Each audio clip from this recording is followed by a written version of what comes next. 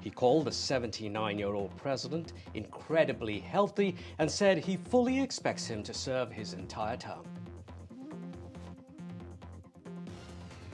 Give your kids an extra hug and kiss today. We love you, Fletcher. You'll always be with us. Give your kids. Families in Minneapolis left reeling after a gunman opened fire inside a church, leaving 2 young children dead and injuring 18 others. Police say the gunman was obsessed with the idea of killing kids. However, officials say a definitive motive may not be known. The shooter died of a self-inflicted gunshot wound. She was not aligned with the president's mission to make America healthy again. And the secretary asked her to resign. She said she would, and then she said she wouldn't, so the president fired her, which he has every... The director of the U.S. Centers for Disease Control and Prevention has been sacked. Susan Monarez reportedly resisted changes to vaccine policies suggested by her boss, Health Secretary Robert Kennedy Jr. She was in the role for just 1 month and has been replaced by acting director Jim O'Neill, a former Silicon Valley tech investor.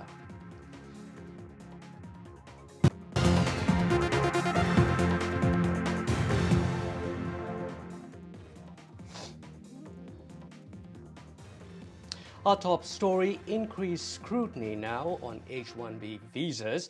According to a report, a conversation that a Justice Department official had with the media outlet InfoWars, the DOJ is now going to investigate a certain alleged misuse or abuse of H-1B visas. The allegation that various companies, IT companies for example, using those H-1B visas and allegedly prioritizing foreign nationals instead of Americans. And also, we're hearing this week that the Commerce Secretary, Howard Lutnick, also saying that an overhaul of H-1B and green cards, the entire process, could come sooner rather than later. Let's take a closer look at this story. We're joined by our guest, immigration attorney Hiba Anwar. She joins us from Arlington, Virginia.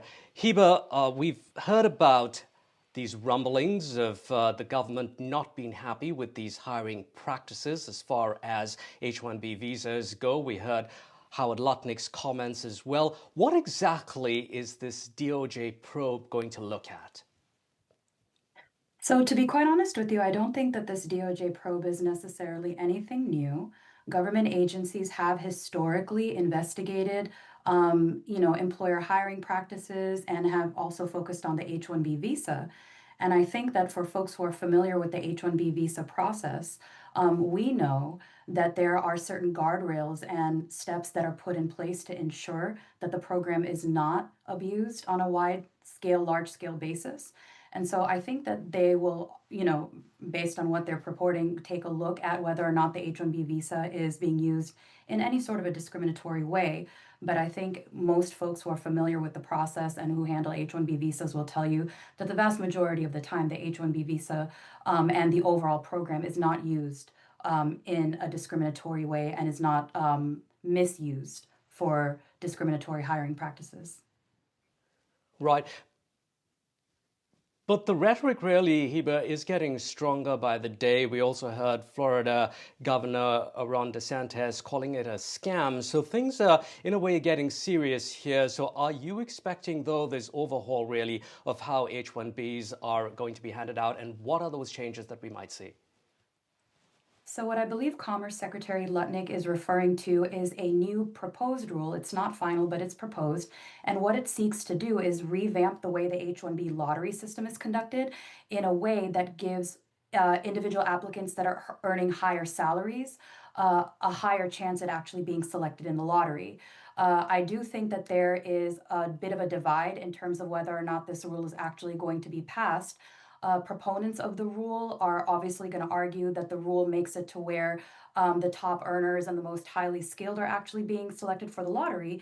And critics of the rule are saying that this is almost entirely excluding the best and the brightest recent graduates who would otherwise be participating in the H-1B lottery from having a fair shot at being selected. And so, where I think that this debate really heats up is whether or not one views the ability of the United States to attract the best and brightest talent from around the world as a benefit to the US economy, to US companies, to US academic institutions. And so I think that, this is actually going to be an issue that we're going to be watching very closely, because this would really change the face of how the H-1B lottery is conducted. And I think that there is a lot of growing concern for folks who are not necessarily being underpaid, but who are being paid on a slightly lower end of an overall salary range because they're recent graduates, and what that does to their chances of being selected in the lottery. Mm-hmm. Lisa, Hiba, beg your pardon, Hiba, stay with us. We're trying to get your reaction on this next story as well. We saw developments here this week as far as the Trump administration mulling perhaps changes to limitations of stay being put on student visas, looking at a 4-year term here instead of continuous renewals and an unlimited stay, perhaps also looking at changes as far as visa rules go on journalist visas, looking at restrictions as little as 240 days and just 90 days for Chinese nationals. Now, Hiba, how is this 4-year limit going to really work for students as far as this new proposal goes? We know that there's going to be a 30-day period for a public consultation to people to give comments. But really, if a student is doing a PhD, for example, he's going to, or she's going to have to be here for more than 4 years, maybe even 6. Yeah, I think the concern here is that assuming that this rule actually becomes a final rule, then what this does is it imposes additional limitations on foreign students and adds additional restrictions by eliminating the ability for the foreign student to remain for the duration of their program, and in exchange, limiting them to a fixed 4-year period. But it's important to take a look at this in terms of everything else that's been happening, as opposed to just looking at this in a vacuum. There has been a lot of change and a lot of policy and a lot of rhetoric as it applies to foreign students. And my concern here is that just by the fact that this rule is being proposed, even if it doesn't go through, this is just going to be another reason for foreign students to think twice before selecting the United States as the location where they want to pursue their studies. And foreign students are a core component to the success of U.S. academic institutions. So I think that this is all just kind of painting a larger picture of the United States being less welcoming of a place to foreign students.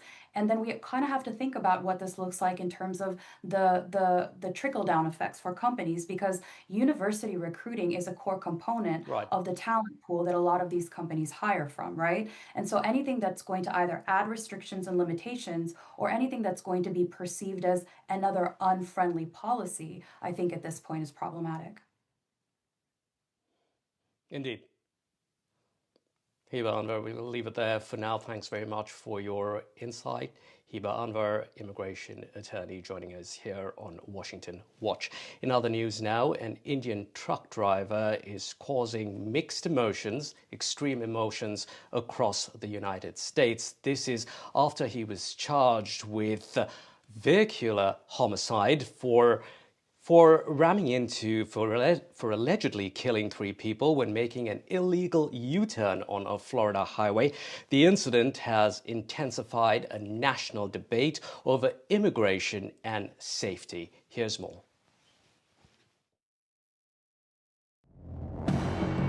This is Harjinder Singh, an Indian-American, 28-year-old truck driver from Punjab. Today, he stands accused of causing a crash in Florida that killed 3 people in the United States. Investigators say Singh attempted an illegal U-turn. His truck jackknifed across the Florida Turnpike. A minivan slammed into the trailer. 3 lives were lost instantly. Singh remains behind bars. A global petition urging Governor Ron DeSantis to grant him clemency has now gathered more than 2.8 million signatures. Supporters insist the collision was a tragic accident, not a crime deserving vehicular manslaughter charges. Florida officials call him a fugitive who must face justice. We're here today because of tragedy. 3 lives lost. that gentleman, that thug, fled back. Ultimately, we're going to make sure that justice is served. Just weeks before the accident, Singh was stopped in New Mexico for speeding. What followed was an exchange that showed another side, a nervous, polite driver trying to learn the system. Is instead of writing it for 60 and a 45, I'm just going to write it for 55. The fine is only $25. Thank you, sir. Maybe in that this my ticket and my license, or how many years? Don't quote me on this. I think a ticket will stay anywhere from 5 to 7 years, depending on what state you're in. New Mexico State Police released this body cam video showing Singh speaking limited English with the trooper. After speculation over whether he understood English at all, the footage is being seen as a key development. The video has fueled debate in Washington, where officials say truck drivers must be able to read road signs and speak English. Critics argue states like California and New Mexico have been lax in enforcing that rule. Washington, California, and New Mexico. We are going to give these states 30 days to come into compliance with truck drivers speaking proficiently the English language, or we're going to look at federal funding. For Singh, the road that once promised freedom now leads only to confinement. His fate lies not just in the hands of the courts, but in a nation divided between compassion and punishment. For the 30,000 Indian truckers in America, Singh's story feels personal. The incident has prompted the US to suspend visas for foreign commercial truck drivers. The open road gave them opportunity, pride, and a future. But now, after this crash, a visa freeze threatens to take it all away. Thousands of dreams are idling in uncertainty. Some Indian American communities are standing behind Singh, saying he made a terrible mistake. Others insist he is no victim and the law must take its course. For President Trump, this case has become the centerpiece of a wider crackdown on foreign truck drivers. Rhythm Arcadia's report for NDTV World. New Delhi is sticking to its resolve as far as buying cheap Russian oil goes. This week saw an additional 25% tariff being imposed by the United States on India. This is in addition to the other 25% that already exists, bringing the total tariffs now to 50%.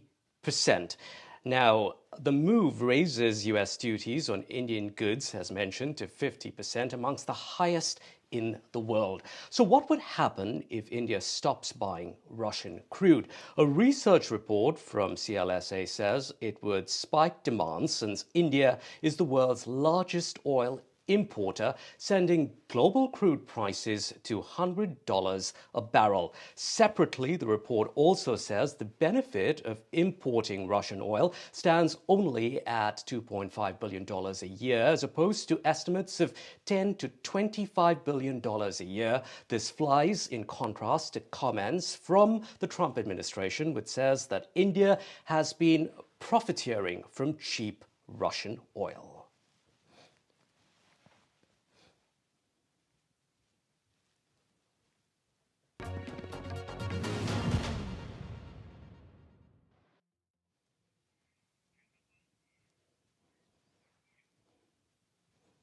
For more on the story, we're joined exclusively by former Indian Finance Secretary Subhash Garg.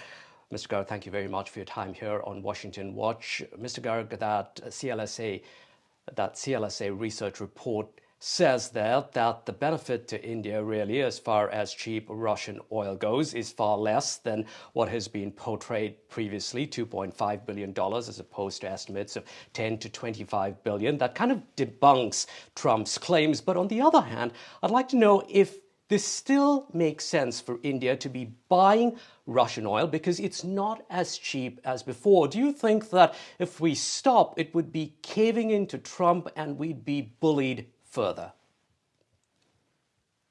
I think this computations of what actually the gains are is a very difficult thing to do. The easiest way probably the people will do is that on a day, what is the global or Dubai price for us, and on that day, what is the Russian price to us? and that discount is something which is taken as a kind of gain. Again, there is a question, I think that is what CLSA report also brings out, that this headline discount over the price and the landed cost to India, taking into account the shipping, insurance, and other kind of costs. So, in case we are actually able to compute the landed cost vis-a-vis Dubai to Russian oil, that is what should be taken as the real gain. That unfortunately is not easily available. So then that is where the estimates or the guesstimates take over. And someone will tell you that it's 10 billion, 25 billion. They don't do it for in the annual context, while the CLSA report tells you about the annual context. And also that this is going down over the years and it's reducing. But all in all, so if Trump wants to use it as a kind of sword to sort of punish India for not agreeing for his tariffs, then he can use it. You can put any number; it doesn't make any difference. Right. But Mr. Garg, which version are you buying if, so to speak, Russian oil is not as cheap as before? At this moment, to my mind, it seems to be only about $3 to $4 per barrel as the effective discount, and any reduction in the price of crude which buy is worth it. And therefore, India, which is buying Russian oil, within the parameters set by the international sort of community, so to say, that you can buy Russian oil within the price cap, which has been set by the global community.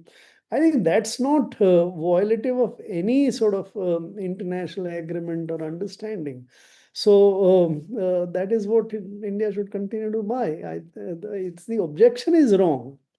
The objection should be removed rather than India be asked to do something which is not violative of any international understanding.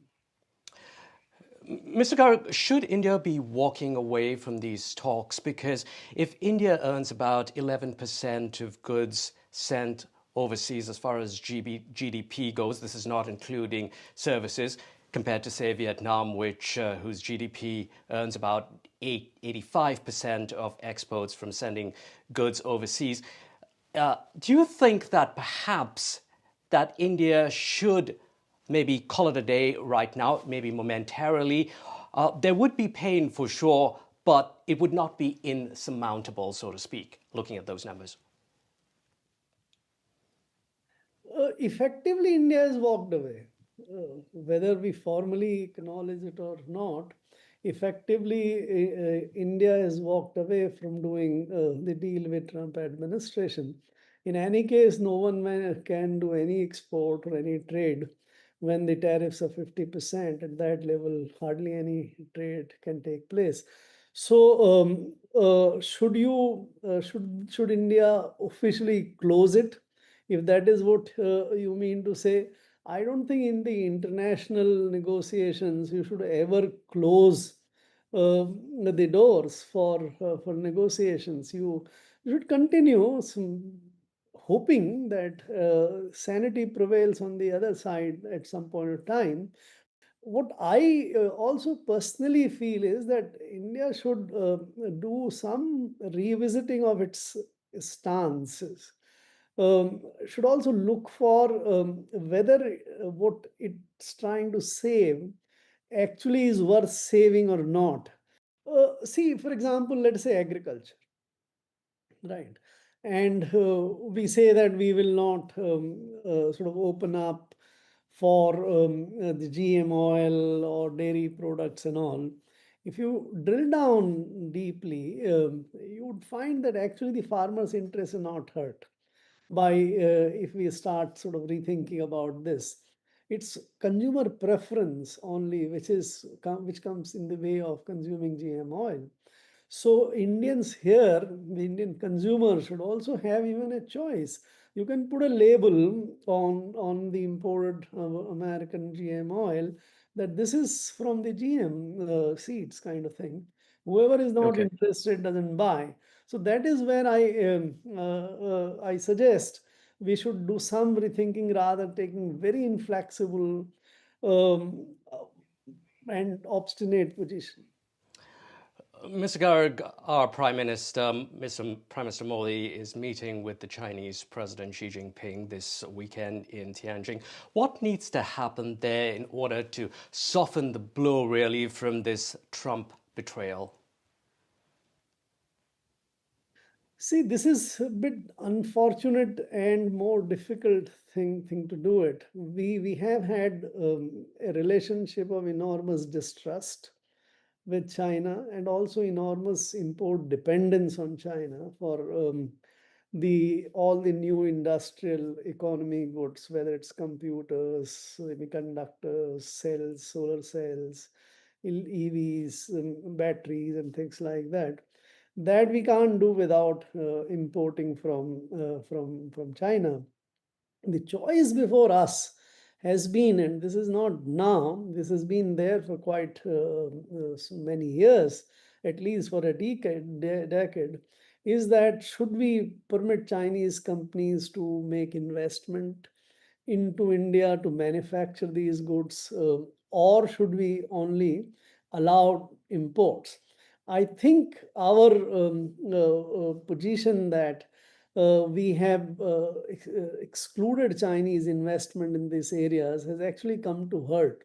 So in this situation, new situation which has got created now, if we can think up of opening Chinese investment into these things in India, that perhaps may be even in the long-term interest of the country and will reduce dependence on Chinese imports. But I don't see at this moment the Indian policymakers being ready for that. So if they don't get ready for this kind of departure or pivot against the earlier practice, not much will come out of the Chinese. Mr. Garg, there have been calls for a boycott of US goods in India. How effective really is that? Because it's hard to see someone, say, giving up WhatsApp, which is, of course, owned by Meta, also not using iPhones if someone is an diehard iPhone fan, or for that matter, McDonald's. We forget that many of these franchisees, for example, in Noida, might be owned by an Indian businessman. So, in effect, it's actually hurting Indians in return. There is no point. It's only a small fringe of Indians who talk about these things. It will. We did it to boycott Chinese product after that Galwan kind of thing. Nothing came out of it. Americans are far more integrated into the Indian consumption and the services in use. So it's an impossible thing to do it. I don't think we should go on that way at all. It's insane. Subhash Garg, former Indian Finance Secretary, thank you very much for your time here on Washington Watch. In other news now, Federal Reserve Governor Lisa Cook is suing the Trump administration after she was fired by US President Trump over alleged mortgage fraud. Now, this is an ongoing battle between President Trump, the Trump administration, and the Fed, bringing into question the Fed's independence. Now, Trump has accused Cook of mortgage fraud. As we mentioned, the case now before a federal judge could reshape the balance of power between the White House and America's central bank. Investors are watching closely, and concerns that political pressure on the Fed could spill over into global markets. And here's why all of that really matters to India. Now, if the Fed's independence is compromised, investors could lose confidence in the US dollar, the world's reserve currency. They will park their money in safe haven assets like gold, potentially avoiding riskier emerging markets such as India. If a politicized Fed cuts interest rates too aggressively, the US dollar will slide. Since the rupee trades heavily against the dollar, this dollar depreciation will cause the rupee to appreciate, and that has an impact on exports. The US is India's largest trading partner, remember. A stronger rupee will make Indian goods even more expensive for US buyers. A double whammy, really, given Indian products face those 50% tariffs already. And here's another scenario. Investors may rush to sell dollars and park money in India, which could see inflows of hot money. But that hot money in India can leave as soon as it may come on changing global sentiment. And what would that do? Well, sudden outflows can then weaken the rupee, stoking inflation. India depends heavily on crude imports. Crude is priced in dollars. A weakened rupee will make crude more expensive to purchase. This will send energy costs soaring, making manufacturing more expensive, basically everything more expensive. Transport, clothing, power bills, and the most basic of all, food.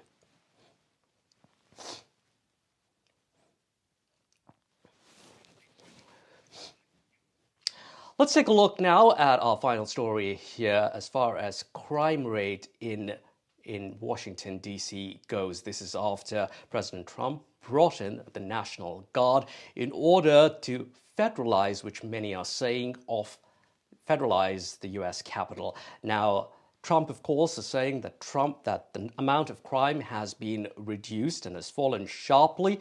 Trump highlighted a rare murder-free stretch in the city, but critics argue whether this crackdown signals lasting progress or short-term political theater. Let's take a quick look at how the numbers add up. This is from the DC Police. Overall crime dropped 23% during a 15-day period in August when compared to the previous 2 weeks. If you look at individual parameters like homicide, these crimes also fell by a quarter over the same period. Assault with a dangerous weapon saw a drop. Same goes for property crimes along with robbery and vehicle theft. However, there was an increase in sex abuse crimes. Some observers say the actual numbers could go up as crimes are often reported many days or weeks later.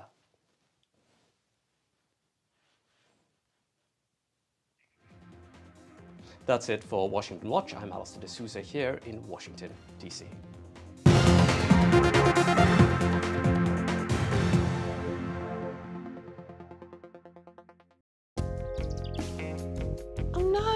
What's happened? It's the car.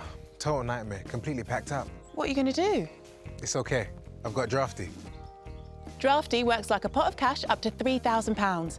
And borrowing £100 for a month costs just over a fiver. Just go online, apply now, and the money will be sent to your bank in under 90 seconds. It's easy. Just visit drafty.co.uk. Let me tell you more about Drafty, a different way to borrow. If life throws you unexpected bills, if your washing machine just threw in the towel, literally, or if your car has lost its drive, visit drafty.co.uk and apply today. There are no application fees, no subscription fees and no late fees. Simple. If you're a UK resident with a bank account, over 18 and earn over £1,250 per month, then you can apply online and Drafty will give you an almost instant decision. Can you tell us about your experience, Anton? Yeah, I first used Drafty when my car broke down and I didn't know what to do. Then I found Drafty. I borrowed what I needed to get myself back on the road. There were no hidden fees and how much it would cost was really clear. I also love that I have that pot of cash there if I ever need it again. With Drafty, you can access up to £3,000 almost instantly. Try Drafty. It's a breeze to use. And borrowing £100 for a month costs just over a fiver. Visit drafty.co.uk to apply online today. Drafty give you a personal credit limit so you can make withdrawals when it suits you. And they help you stay in control with repayment reminders, updates on your credit limit and ways to save money. You can access Drafty online and you'll have the money on the way to your bank in under 90 seconds. How did you get on, Greg? Well, what a day. The washing machine breaking was the last thing I needed. But honestly, knowing that Drafty's there for me to use when I want to, that's the freedom. The money was sent to my bank within minutes. If you want to get on with life, try Drafty. With Drafty, you can borrow up to your personal credit limit almost instantly, and borrowing £100 for a month costs just over a fiver. Visit drafty.co.uk to apply online today. Drafty have helped over 100,000 people access cash exactly when they needed a bit of flexibility. But don't take our word for it. Their reviews speak for themselves. Drafty, it's a breeze to use. If approved, Drafty will give you access to a flexible pot of cash up to £3,000. How did Drafty help you, Danny? I just didn't realise the cost of moving house. It was stressful enough without money worries as well. I used Drafty and they were great. The money was sent to my bank within minutes, and it's reassuring to know they're there if I need them again. At Drafty, they know life has its ups and downs. If you don't borrow, you don't pay anything. It doesn't get any easier than that. Drafty, it's a breeze to use. Access up to £3,000 today with drafty.co.uk.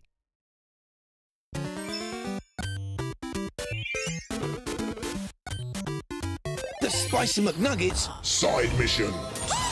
McNuggets have leveled up. Maximum flavour. Heat mode on. Crispy crunch. And a spicy dip with a kick. Are you ready?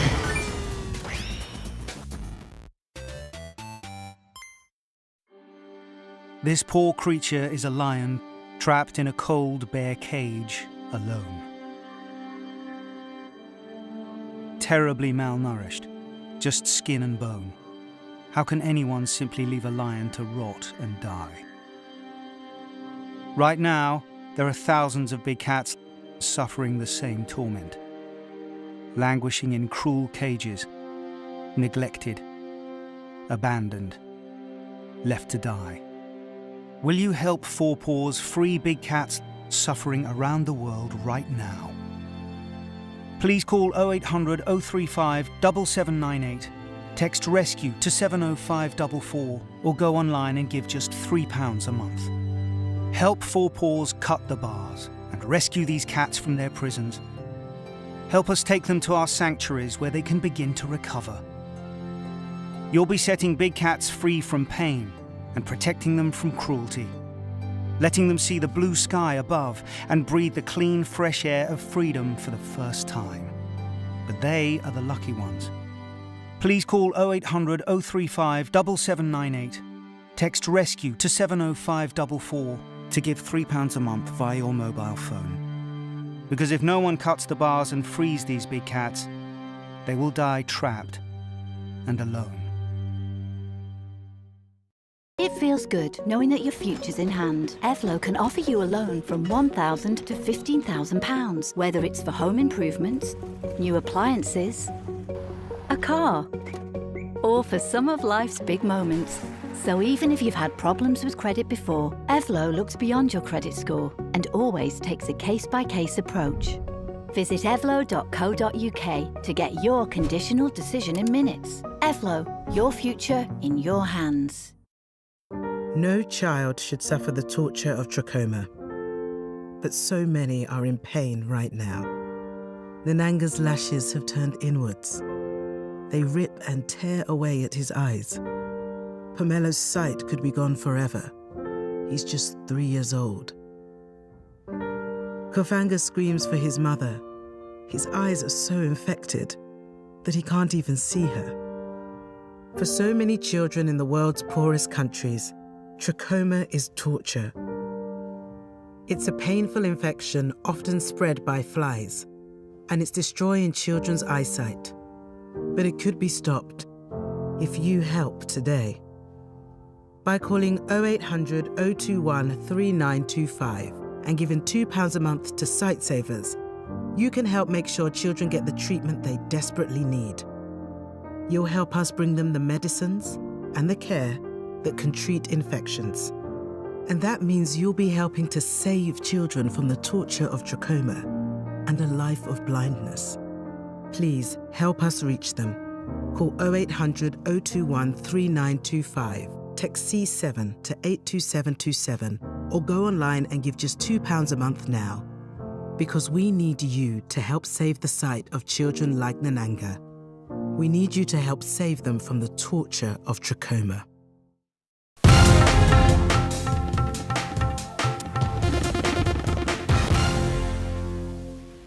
That's not an excuse. a terrorist took a picture with the most honorable Home Minister of India, terrorist. Nirav Modi took a picture with the most honorable Prime Minister of India. So this man is a BJP plant. You're convinced he's a BJP plant? I don't know if BJP planned it in that sense. I can't say that because that would be unfair. No, because Pawan Khera has said it. Yes, Sanjay I know Raut Pawan was said it. absolutely convinced. I know Pawan said it. He said कि ये तो BJP का ही आदमी है. But it is astounding that somebody who has pictures, who's joining the BJP, who's with the honorable current agricultural minister Shivraj Singh Chauhan, is on a stage. Okay, let's ask Siddharth Yadav. Siddharth Yadav, are you the devious person who has managed to put Mohammad Rizvi on a Congress stage and gotten him? The Congress is absolutely clear. He is a BJP agent, and you are trying to take focus away from the Vote Adhikar Yatra. Padmaja, after hearing the argument of my learned friend Tehseen, I feel so pity of this argument that how can one imagine that when such abuse and such words are being hurled at Prime Minister and his mother, something of this sort can be fixed in a yatra where Rahul Gandhi is present, Tejasvi is present, the entire organizing team is present, all security is present. We have clear pictures of that person with Congress flags, being a Congress member. But a defense argument is that, oh no, he might be somebody else. We have some morphed pictures, we have something, this and that. Is this Indian politics today? But I do not discredit my friend Tehseen Bhai because what he has said on your show, nobody in the Congress party is saying so. I think he should take the position of Pawan Khera, or I think he should even replace Rahul Gandhi. Because after the comments which were made to Prime Minister, Rahul Gandhi has not tweeted yet. He has not condemned yet. There's no single word of condemnation from the media team. There's no single word of condemnation from senior leaders. No, apart from just because of the fact, because very the venom clearly lies they condemn in the you. When Because you, and let me quote what Mr. Khera said, ये अपने prime minister को गाली दिलवाते हैं और उसके ऊपर फिर राजनीति करते हैं क्योंकि ये लोग बौखला गए हैं. They get their own prime minister abused, and he is not the only one. By the way, let me show you a series of comments which came through the day from various members of the Congress party and the extended ecosystem, where they basically said that he is a BJP plant.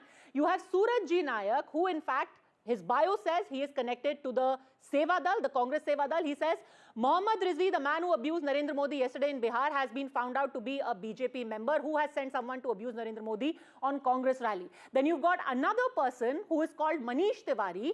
There is Roshan Rai. These are all people. Let's just quickly go through this. These are people who are connected to the larger Congress ecosystem. This person also connected to the larger Congress ecosystem, showing this picture. You've got Manish Tiwari here saying, ये तस्वीर बहुत कुछ कह रही है दरभंगा की घटना में जिसने प्रधानमंत्री की मां को गाली दी. सोचिए क्या यही शख्स भाजपा अल्पसंख्यक मोर्चा से जुड़ा हुआ नहीं है. So they are saying that Mohammad Rizvi is a member of the BJP, and this man, they say, is Mohammad Rizvi with a BJP scarf around his neck, and he was on stage to abuse the Prime Minister, deliberately planned and planted by you. But what really is the truth? We're joined today on the Buck Stops here by Mohammad Rizvi himself, the man who through the day his picture has been shown on social media. It has been claimed that he is Rizvi alias Raja, and he got onto stage in Darbhanga.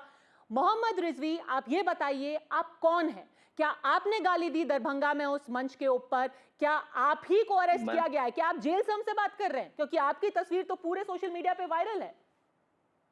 मैं English तो समझ नहीं पा रहा हूँ, लेकिन मैं हिंदी में बात करूंगा आपसे. मेरा नाम नेक मोहम्मद रिजवी है और मैं मध्य प्रदेश के अनूपपुर जिले के कोतमा थाना अंतर्गत रहने वाला हूँ. और मेरा बिहार से कोई नाता नहीं है, ना मैंने कभी बिहार आज तक कभी गया, और ना मैंने किसी को गाली दिया है, ना कुछ. मोदी जी हमारे नेता हैं, और मैंने आज उसकी शिकायत जब मुझे मेरे दोस्तों के द्वारा पता चला तो मैंने ये शिकायत भी कोतमा थाने में दर्ज कराई है कि मेरे फोटो सोशल मीडिया से मेरे फोटो को उठा करके और मेरे खिलाफ दुष्प्रचार किया जा रहा है और भारतीय जनता पार्टी को बदनाम करने की कोशिश की जा रही है, जो निंदनीय है. और ये कांग्रेस के लोग बस इतना ही जानते हैं कि मुसलमान भाजपा में क्यों जुड़ा हुआ है. अगर जुड़ा है तो सिर्फ कांग्रेस से क्यों नहीं जुड़ते. तो मैम, भारतीय जनता पार्टी ने देश के लिए अनेक अच्छे कार्य कर रहे हैं, जिससे हम लोगों ने प्रेरित होकर भारतीय जनता पार्टी में है, जो कि ये मेरा फेक फोटो ये लोग इस्तेमाल कर रहे हैं और ये लोग निंदनीय है, मैं ये बोलना चाहूंगा। मेरा इनसे कोई लेना देना नहीं। आपकी फोटो तो किस ने आज ट्वीट नहीं की है। साथ साथ कई कांग्रेस के नेता हैं, उन्होंने कहा है कि बीजेपी का प्लांट है ये आदमी, और उसके फौरन बाद कम से कम 50, 60, 80, 90 ट्वीट्स आपकी तस्वीर को लेकर के हुए हैं। मैंने अभी भी दिखाया था। कुछ लोग तो ये भी कह रहे हैं कांग्रेस से जुड़े हुए कि सोचिए, दरभंगा में इस आदमी को भेजा गया है, बीजेपी ने साजिशन इस आदमी को दरभंगा भेजा, पहले गाली दिलवाई, अब राजनीति कर रहे हैं। मैं ये बताना चाहूंगा कि मेरी कॉल डिटेल, मेरे लोकेशन, हर चीज की जांच करा ली जाए। मैं कभी आज तक बिहार नहीं गया, जब से पैदा हुआ आज तक कभी भी बिहार नहीं गया। ना बिहार में मेरा कोई रिलेशन है, ना किसी प्रकार का कोई नाता रिश्ता नहीं है मेरा, ना मैं कभी बिहार गया। आपने आपने आपने पुलिस में कंप्लेंट भी कराई है कि आपके फेसबुक से तस्वीर उठा करके अब वायरल की जा रही है, कहा जा रहा है कि आप ही ने गाली दी है। मैम ये मैंने शिकायत दर्ज कराई है मैम। ये बताइए, तहसीन Poonawalla, you were claiming that this man who has his picture with Shivraj Singh Chauhan, yes, in the BJP, but he has never been to Bihar, he has not abused the Prime Minister. You have in fact invaded his privacy. From election commissioner who's 45 days privacy to Mohammed Saab's privacy, let me get three things. First of all, many murder cases, the murderer, Mohammed Saab मैं हिंदी में बोलता था ताकि आपको सुनाई दे, बहुत सारे ऐसे केसेस होते हैं जहाँ पर चोर या जो कोई व्यक्ति कोई क्रिमिनलिटी करता है वो अपना फोन घर पे छोड़ते जाता ताकि लोकेशन ट्रेस ना हो, तो ये कोई डिफेंस हुआ नहीं साहब। दूसरी चीज, आपने तो उनको पद्मा जी मुझे 1 मिनट दे दीजिए। पद्मा जी, में एक मिनट में इनका डिफेंस को तोड़ देता हूँ। अरे उसकी तस्वीर नहीं मिलती है, ये आदमी की शक्ल अलग है। 1 मिनट पद्मा जी, 1 मिनट में मैं तोड़ देता हूँ। ठीक है, आप नहीं थे बिहार में, ये बात है, तो ये जब तस्वीर ही नहीं मिल रही, जो व्यक्ति वहां पर था वो उसको पुलिस सामने परेड कर दे, हम अगर झूठ कह रहे और पुलिस बता दे कि ये व्यक्ति था, वो तो पकड़ा गया ना, पुलिस बता दे, तस्वीर एनडीटीवी को रिलीज कर दे। अरे तस्वीर रिलीज हो चुकी है। Can we please put a picture of that man who has been arrested? Mohammed Rizvi's picture is out there. It is on NDTV. You have Naik Mohammed Rizvi also live here now on NDTV. Can we please show that picture that was released of him? 2 pictures of him which have been released after his arrest. बताइए, नेक मोहम्मद जी, अब तो कहा जा रहा है कि आप ही हो, और क्योंकि आप जितना ना कहोगे मतलब हाँ आप ही हो ये आदमी। यही तो है, दिखते तो आते हैं। ये कांग्रेस के लोगों से सिर्फ इतना ही बनता है, इसके अलावा ये लोग कुछ नहीं करते हैं। ये अगर साबित कर देते हैं तो जो कहेंगे वो। मैं कभी बिहार नहीं गया, मेरा बिहार से कोई लेना देना नहीं है। मैं एक छोटा सा कार्यकर्ता हूँ, कोतमा में रहता हूँ, और ये अपने कांग्रेस के नेताओं से भी पता करवा ले। अगर कोई नेता कहते 1 मिनट, मोहम्मद रिजवी कितने, वो जो जनाब वहां पर बैठे और ये इनमें अंतर है, और जिनकी तस्वीर है वो तो सेम है ना भाई। अरे there are thousands of तो वही तो मैं Rizvi. कह रहा हूँ, thousands of Piyush, thousands of Mohammad Rizvi. वो व्यक्ति अभी किसी को लेकर आगे बोले मैं नहीं गया, जबरदस्ती मैं नहीं गया, मैं आप नहीं गए, मैं तो मानता हूँ, ठीक है, बैठे ना घर पर, जो गया वो बीजेपी का एजेंट है मेरे भाई। आप तो आगे बीच में। His picture has been circulated through the day. His is the picture you were claiming is with Shivraj Singh Chauhan, Tehseen Poonawalla. Report कराया है मेरे फोटो का। इनकी फोटो दिखा करके कहा गया है कि ये आदमी शिवराज सिंह चौहान के साथ है, और ये आदमी मंच पर खड़े होकर के गाली दे रहा था। This is astounding turn of events and which is what makes one ask. Harshvardhan ji, Vinod ji को भी साथ में लीजिए। हर्षवर्धन जी, ये तो ऐसा लग रहा है कि एक चोर की दाढ़ी में तिनका है। जिस डेस्परेशन से एक बेचारे मोहम्मद रिजवी की फोटो कहीं से उठाई गई और कह दिया गया कि यही है, ये आदमी बीजेपी का प्लांट है। मोहम्मद रिजवी बैठे हुए हैं चुपचाप मध्य प्रदेश के अंदर, minding his own business, and now he has been made an accused and here he is live. Nobody is willing to believe him. वो कह रहा है भाई मैं नहीं हूं, कह रहा है नहीं भाई तुम ही हो, भाई तुम ही ने दी है गाली। ये क्या है?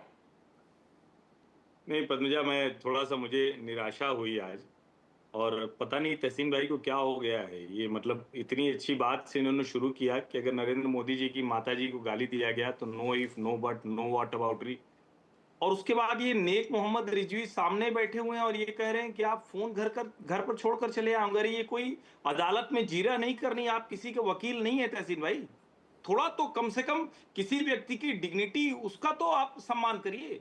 नेक मोहम्मद रिजवी भारतीय जनता पार्टी से जुड़े हुए हैं मध्य प्रदेश में, उनकी फोटो शिवराज सिंह चौहान नहीं भाजपा के और नेताओं के साथ भी होगी। जो जिसने गाली दी राहुल कांग्रेस के मंच पर, वो आपका कांग्रेस का कार्यकर्ता था। वो पकड़कर पुलिस पटना में है, वो इस वक्त दरभंगा या पटना जहां भी होगा, वो उस वक्त पकड़ा गया है। अब कोई व्यक्ति आकर अपनी सफाई दे रहा है, और मैं वही, जब आप पहले भी आरोप लगा रहे थे तो मुझे हंसी आ रही थी कि उसके पहले ही मैंने देख लिया था कि नेक मोहम्मद रिजवी ने अपने स्थानीय थाने में जाकर एफआईआर भी करा दिए। क्या कांग्रेस आईटी सेल की तरह व्यवहार करने लगे? ये बड़ा खतरनाक है। आपने गाली दी, उसको आपने माफी नहीं मांगी, पूरी कांग्रेस पार्टी उसके बचाव में लग गई।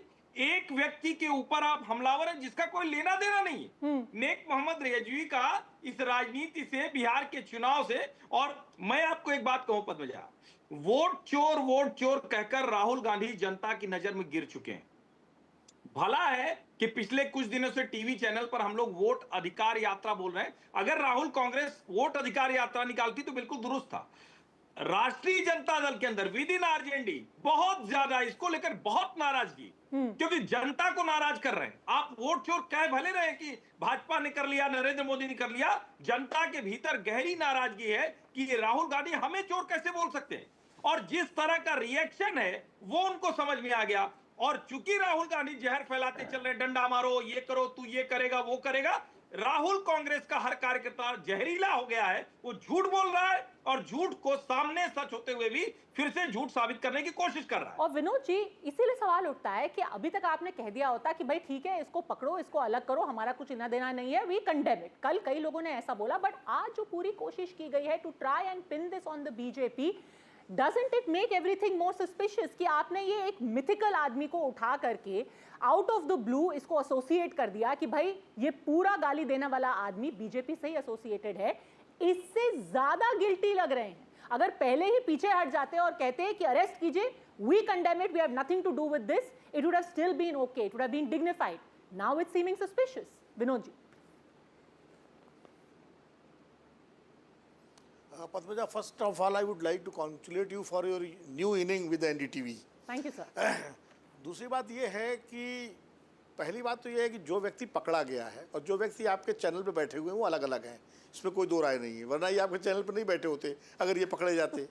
एक नाम के कई लोग हो सकते हैं इस देश में। Unless of course आपको ये कहने लगे कि हमने दरभंगा की जेल के अंदर अपना कैमरा डाल दिया है। तो ये मुझे देखिए, कांग्रेस पार्टी के लोगों को इस मामले में दो काम करने चाहिए थे जो मेरा मान। पहली बात तो ये बिल्कुल शर्मनाक है, निंदनीय है, प्रधानमंत्री जी की माता जी को या प्रधानमंत्री जी को गाली देना या किसी की भी माँ को या किसी को भी गाली देना, इसलिए इसकी तो की घनघोर निंदा मैं करता हूँ। और इसकी निंदा सबको करनी चाहिए। ऐसा कहीं भी कोई बोले तो उसकी निंदा होनी चाहिए। वो चाहे बिहार में राहुल गांधी की कांग्रेस के मंच से कोई बोले या 2019 में राहुल गांधी के लिए हिमाचल प्रदेश के तत्कालीन भाजपा अध्यक्ष ने बोला था, सबकी निंदा की जानी चाहिए। और सेम गाली वहाँ भी दी गई थी। खैर वो पुरानी बात है। इसलिए मैं ये कह रहा हूँ कि कांग्रेस पार्टी को जल्दबाजी नहीं करनी चाहिए थी। भाई अब पुलिस ने पकड़ लिया उस व्यक्ति को, उस व्यक्ति के बारे में पुलिस को बोलने दीजिए। पुलिस इन्वेस्टिगेशन कर रही है, पुलिस उससे पूछताछ कर रही है। पुलिस बताए ना कि ये व्यक्ति कौन है, कहाँ से है, किससे जुड़ा है, किससे नहीं जुड़ा है, कांग्रेस पार्टी का मेंबर है या बीजेपी का है या आरजेडी का है या जेडीयू का है या किसी का नहीं है। ये पुलिस को बताना चाहिए और पुलिस की बात पे भरोसा करना चाहिए। मतलब अभी व्यक्ति पकड़ा गया और आपने जैसा कि कहा, जरा मैंने हालांकि तस्वीरें देखी नहीं है, लेकिन जो आप लोग कह रहे हैं मैं मान रहा हूँ कि अब इनका जो सज्जन बैठे हुए हैं, इनका फोटो लगा करके या इनका फोटो कोई होगा वो सोशल मीडिया पे शेयर कर दिया। तथ्यों के मामले में नहीं की जानी चाहिए।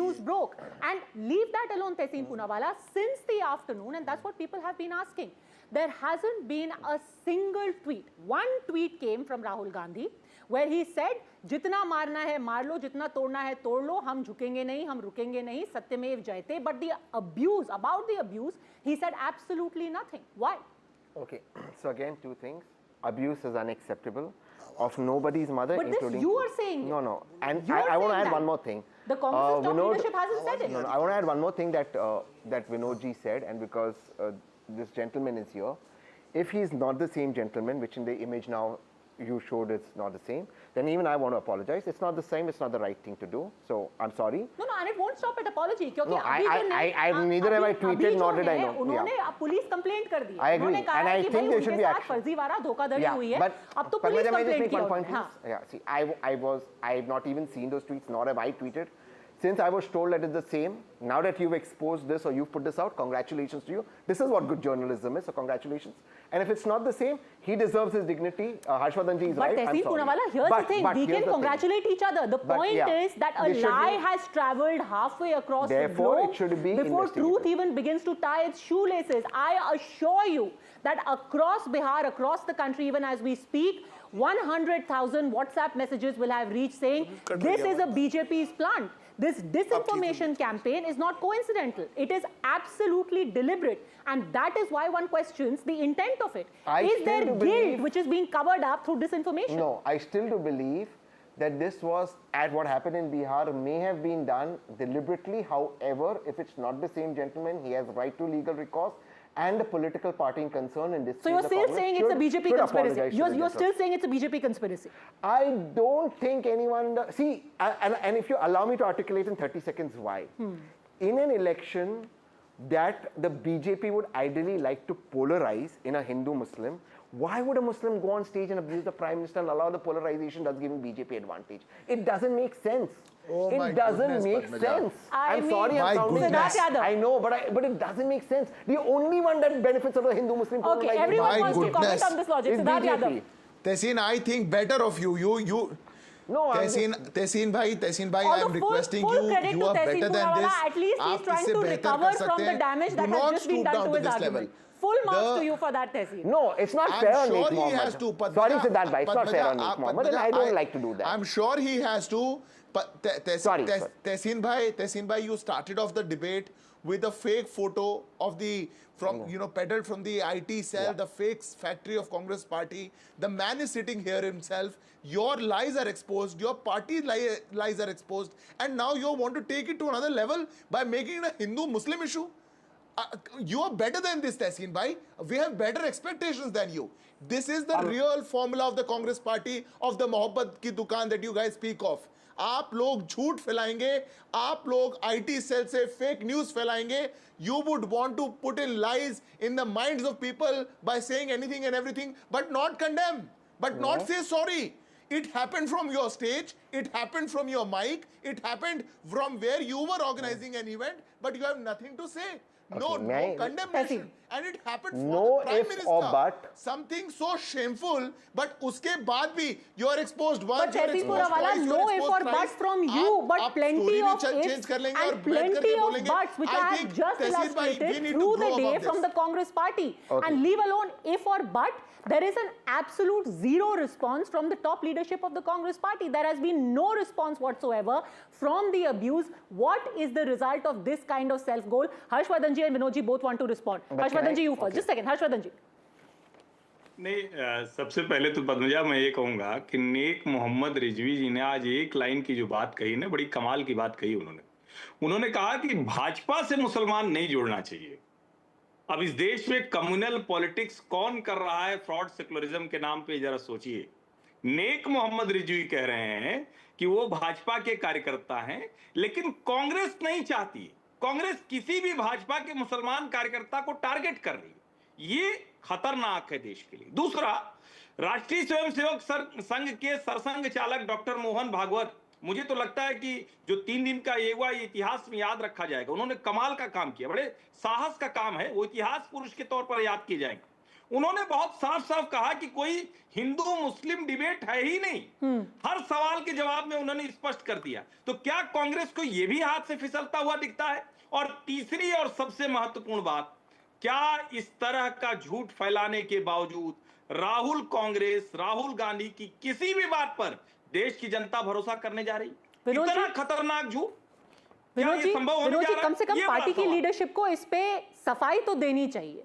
एक tweet, that's all it takes, just to say from Rahul Gandhi कि कंस्पिरेसी थियोरी बंद कीजिए, जो हुआ गलत हुआ, I oppose it, I condemn it. Instead only thing we heard is कि हम लड़ेंगे सत्यमेव जयते.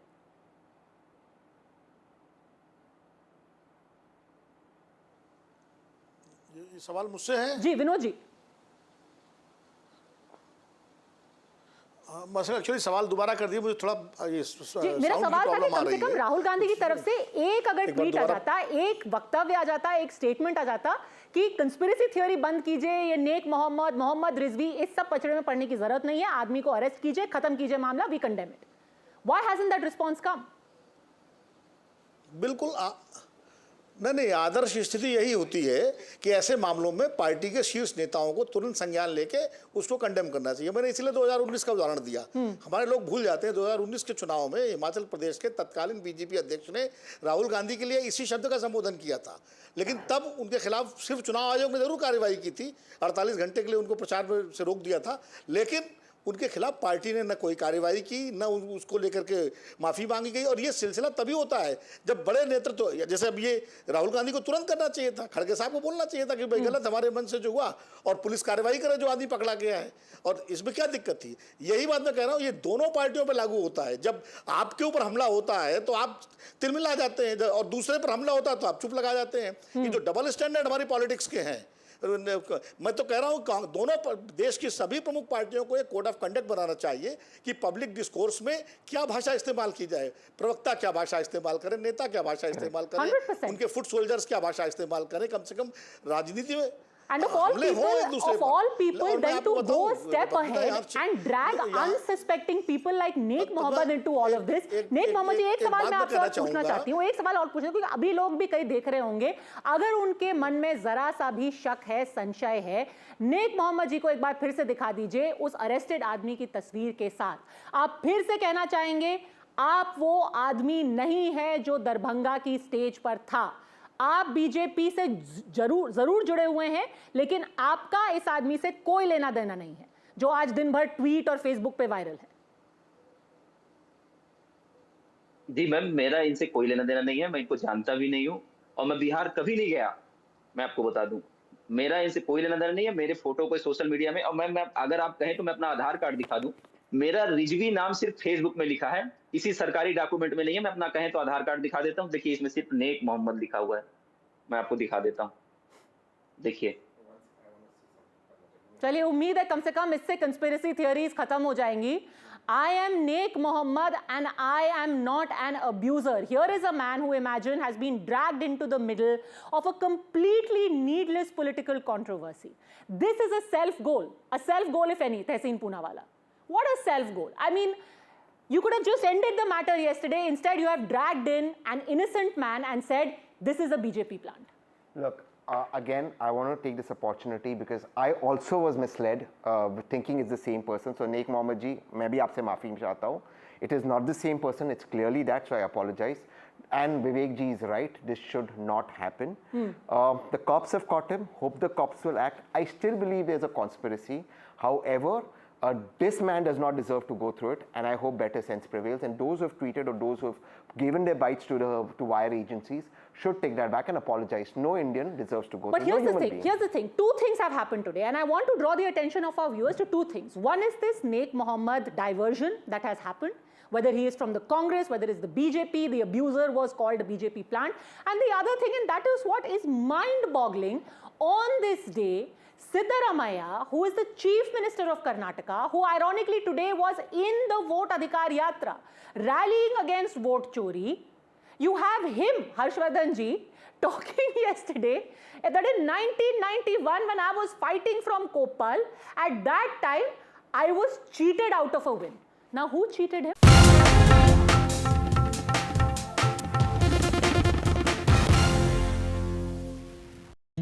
It's great to be helping out before my first grandchild arrives. And after having a few repairs myself, I need to make sure they'll all be protected. Which reminds me. Welcome to British Seniors, the UK's #1 rated provider of over 50s life insurance. Hi, I'd like a quick quote. No problem. We're proud to offer our seniors lifetime guarantee. With 100% of claims having been paid, we guarantee your premiums will never go up and that you'll speak to one of our specialists in the UK. UK residents aged 50 to 80 are guaranteed to be accepted. Depending on your age, your loved ones can get a cash payout up to £10,000. Wow, that money could help with funeral costs or as a gift for my grandkid. I'll do it. Plus, when you sign up, you'll receive a £135 gift card and free 24/7 GP advice and health services. He's going to be named after his granddad. Be proud to protect your loved ones with British Seniors. To get a free life insurance quote today, call our UK team on 0800 470 4444 or visit britishseniors.co.uk. Babes, how was roaming in Italy? Oh, stunning. Didn't cost me a penny. What, the new fella paid? No, hun. Labara, no roaming fees. Bet the signal was awful. Full bars, hun. Well, you get what you pay for. Nah. Big mobile networks charge you more for what's really the same thing. You and the hubby need a better package, babe. Labara, the smarter mobile network. Think they can sort his package in Turkey? For such gentle souls, working donkeys in the Middle East lead terribly hard lives. For such trusting animals, donkeys are too often abused and exploited. These sensitive, loyal animals often suffer the cruelest pain. And now, conflicts in the Middle East have seen donkeys terribly injured, malnourished, and in desperate need of care. The cost of medications has soared, but there is something you can do. Please call Safe Haven for Donkeys on 0800 144 5802 or go online and give a life-saving gift of just £2 a month. Safe Haven for Donkeys is dedicated to transforming lives in Gaza, the West Bank, Israel, and Egypt. Your gift means our mobile vet clinics can provide emergency treatment for injured donkeys. We heal wounds and ensure donkeys aren't suffering. We also work with local communities, helping them to look after and cherish their donkeys. You'll help us make sure there's always a place at our sanctuaries for abandoned or injured donkeys who have nowhere else to turn. Please call 0800 144 5802, text SAFE4 to 84902, go online or scan the QR code and give just £2 a month. Help save a donkey's life today. Dealing with my lot means making smart choices. And with our family growing, I want to protect the life we've built. That's why I'm calling Smart Insurance. Hi, I'd like a quick quote, please. OK, you can choose a benefit amount up to £750,000 depending on your age. Brilliant. If you're a UK resident aged 18 to 64, you can apply with just a few health and lifestyle questions. For £250,000 of cover, the price starts at just £14.77 a month. That's less than I thought, and could help my husband pay off the mortgage. With our Smart Family Guarantee, you'll have peace of mind. I'll go ahead. You'll also receive a 100% advance in the event of terminal illness and 10% cashback on your first year's premiums. That's the Smart Cashback. Plus, you get your choice of a £125 gift card. Protect the life you've built the smart way. To get a free life insurance quote today, call our specialist UK team on 0800 977 5753 or visit smartinsurance.co.uk.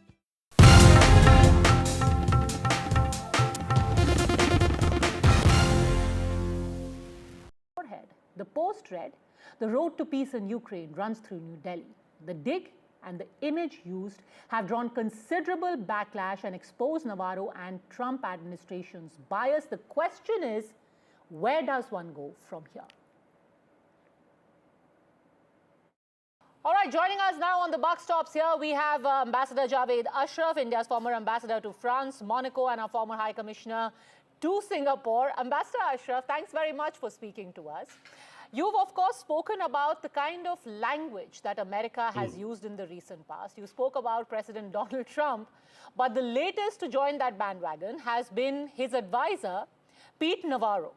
I'm sure you've seen him talking about how India is profiteering. And to quote him, he says, "This surge isn't driven by domestic demand, it's driven by Indian profiteers and carries an added price of blood and devastation." He's gone on to call us an oil money laundromat for the Kremlin. What do you make of this language and its intent? Well, first of all, it's coming from a person who's prone to using that language, and I presume he does that in his personal life as well. Everything he speaks is in this hyperbolic, acerbic terms. And I think all of President Trump's advisors, his cabinet colleagues, his political aides, they're all speaking the same language and in a sense taking the cue from their leader. Now, by this time, I think we've gotten pretty used to hearing this kind of language. Now, that's one part of it. but there is also what he's talking about in terms of facts. And I think that, we've already heard that said by a number of speakers, including in the government, about the trade aspects, about the US continuing to trade with Russia on subjects that matter to it. European Union, right from the very beginning, had permitted piped gas imports to countries that were absolutely reliant on it, and it continues to import LNG. Now, in the overall global context, this is something which is market-driven. So the fact that we are buying oil from Russia was not prohibited by any UN sanctions. It is a decision or instructions or a certain fiat by some countries that were taken. So we are, of course, free to exercise sovereign choices. The fact that we were exporting some of this to other countries was because there was a demand for it.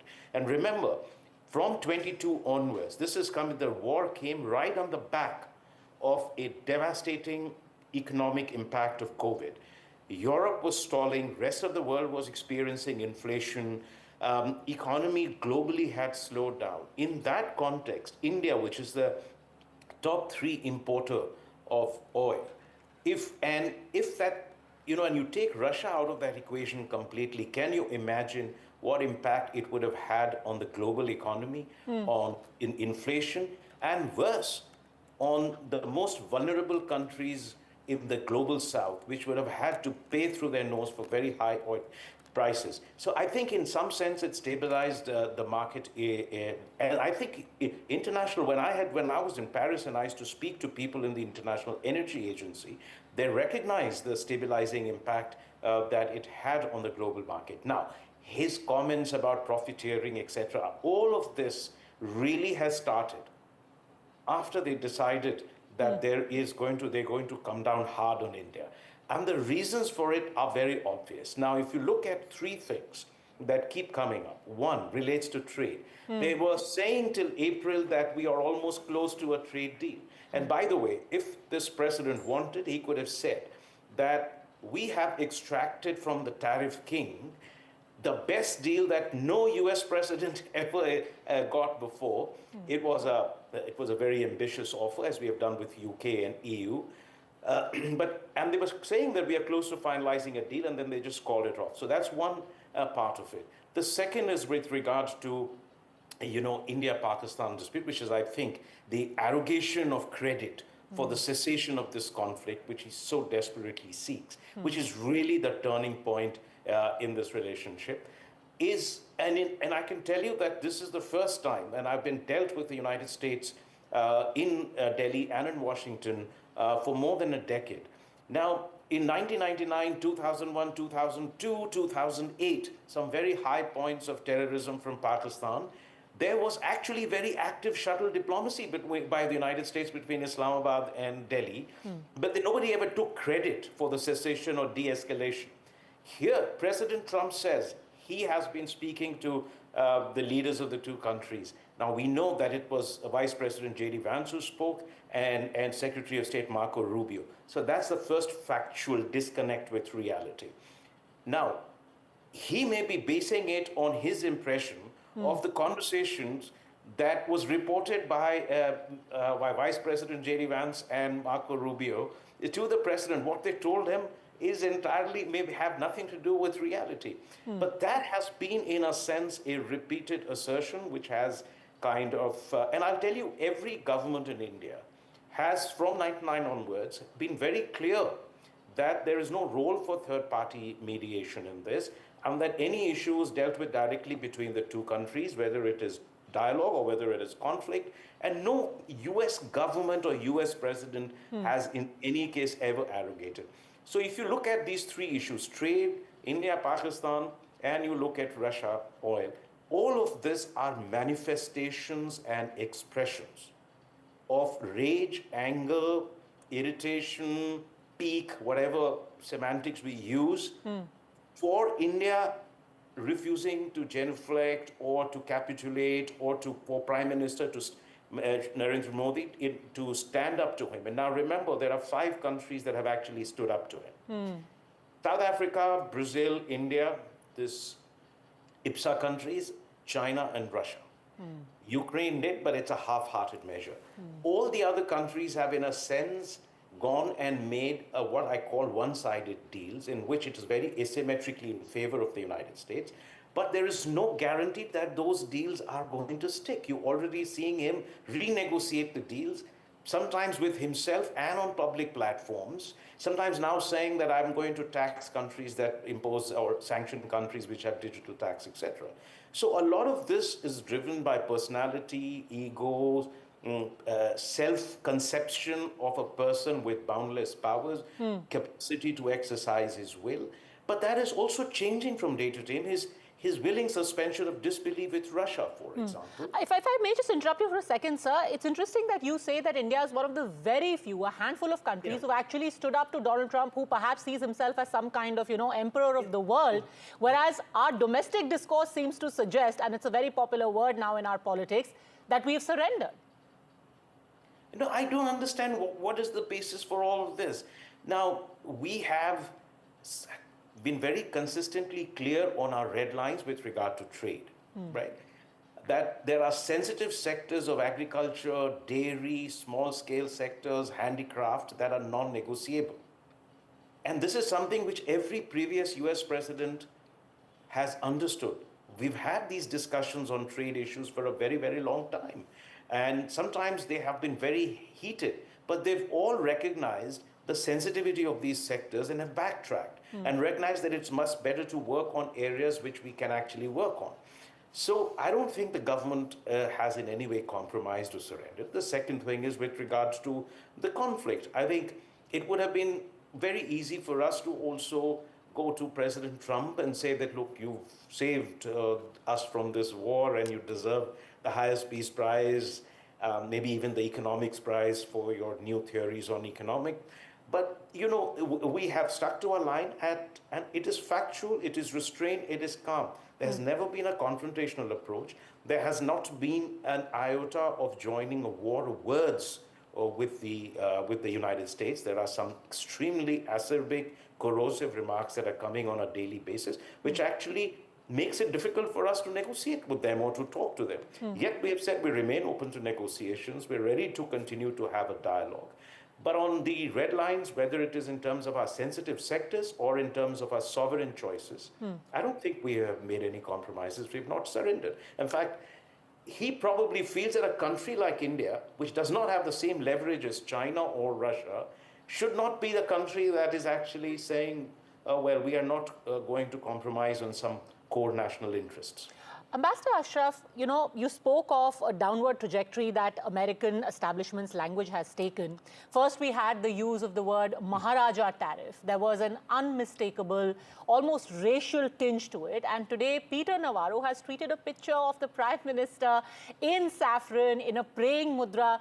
What is the end game on this? If you are actually going to be involved in a race to the bottom with every member of the establishment competing with each other and trying to antagonize India, almost behave in a racist fashion, where does this end? What's the end game with Indian relations? Well, first of all, they are desperately trying to unravel and undo 25 years of effort, starting with the visit of President Clinton in March 2000, which I was privileged to be associated with, to 2024, all the efforts that successive governments in India and administrations in the United States, Republican and Democratic, have made to advance this relationship in the belief that there is a larger purpose that this relationship serves, while recognizing that this is a sui generis relationship in which India will maintain its strategic autonomy, will continue to exercise sovereign choices, but will collaborate, cooperate, and coordinate with the United States in advancing our shared interests and for the common global good. And besides it reinforcing our national transformation and our development. This has been the overarching agenda. They are beginning to unravel it. Now, it is not anyone in India who has picked up this fight, or anyone in India, in the government or outside, who's using the kind of language that they are using. So it really boils down to the US government to really start de-escalating, tamping down, opening a channel of communication for which we are open, but also for others, the stakeholders in the United States who have worked very hard on this relationship. including in the Republican side, the Democratic side, the business sector, the think tanks, the political establishment. They must also come together and say that, look, you cannot afford to sacrifice this relationship. And let me say there's something which we have said that before. When the Iran sanctions in 2012 came up, that you do not create a Pareto suboptimal situation where you sacrifice a good relationship without gaining anything on Russia. Let me tell you, India's oil purchases from Russia or lack of it is not going to make an iota of difference to the course of war in Ukraine and what decisions Russia takes. President Putin has been in this game for a very long time. He's been at the head for a quarter of a century. He's been in the security establishment his entire life. Russians have a great capacity for taking hits, suffering in pursuit of their interests. They have weathered the worst in the past 3 years, and they have survived that, the comprehensive sanctions. It is not the oil that we are buying is not going to fund that war at all. He has other means, and as you have already know, that there is China, there's a NATO ally, Turkey, which is also buying oil. So I think this ultimately boils down to a personal pique, which they'll have to resolve. But remember, there is life, sometimes the present seems to be permanent, especially when you're going through a crisis. These things change, and they can be, as you have seen in his case also, sort of fluctuating like a yo-yo from day to day, Russia, Ukraine, on other issues. And then you have to continue to think in long term of how you renegotiate the terms of engagement and the terms of the bilateral relationship and how you set realistic expectations on both sides. This is what we did after 98 nuclear tests. I'm not drawing any comparison between the two because they were two vastly different situations. But there are lessons to be drawn from it, in particular, whether you choose hostility or engagement, and how you redefine those terms to come out stronger on this. And this is precisely what lies ahead for us. In the short run, of course, government has to make sure that we retain the market share from an economic perspective, so that in the long run, we can come back to maintaining it. And that would require a whole set of domestic, monetary, and fiscal incentives for our exporters to maintain their market share, even as we look forward to either reopening immediately negotiations or the long term, the day after, as it were. Well, a petulant Trump, is he going to sacrifice a relationship with India because of his personal pique? That's a decision America has to take. Already there are plenty of voices within the country which are speaking up against the kind of language and the decisions he has taken. For joining us, thanks very much, Ambassador Ashraf. Pleasure. Thank you very much. All right, time now for a very quick break. On the other side, we will show you stunning images of how Russian forces actually downed a naval ship, a Ukrainian ship in the Danube Delta.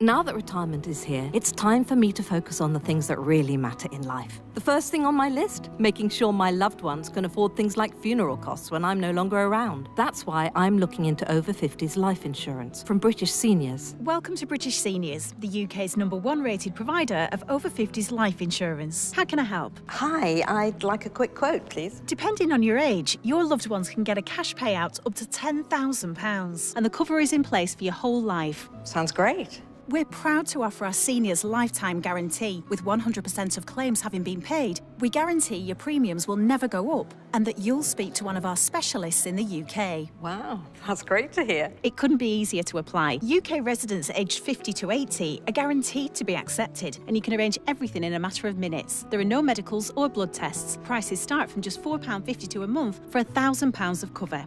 That's less than I thought. That money could help cover my funeral costs or be a gift for my grandson. I'll do it. As the UK's #1 rated provider of over 50s life insurance, we're proud to protect thousands of families across the UK. We're rated excellent by Trustpilot and also rated platinum by FIFO. Plus, when you sign up, you'll receive a £135 gift card and free 24/7 GP advice and health services. Be proud to protect your loved ones with British Seniors. To get a free life insurance quote today, call our UK team on 0800 977 6391 or visit britishseniors.co.uk. How was roaming in Italy? Oh, stunning. Didn't cost me a penny. New fella paid? No, hun. Labara. No roaming fees. Labara, the smarter mobile network. As a dad, I know life's unpredictable. It's all fun and games until it's not. You okay? You right? I want my kids to always be looked after. That's why I'm not putting it off anymore. And I'm protecting the life we've built. Welcome to Smart Insurance. How can I help? Hi, I'd like a quick quote, please. Okay. You can choose a benefit amount up to £750,000 depending on your age, and you can personalise your policy with optional critical illness and children's cover. Brilliant. If you're a UK resident aged 18 to 64, you can apply with just a few health and lifestyle questions. For £250,000 of cover, the price starts at just £14.77 a month.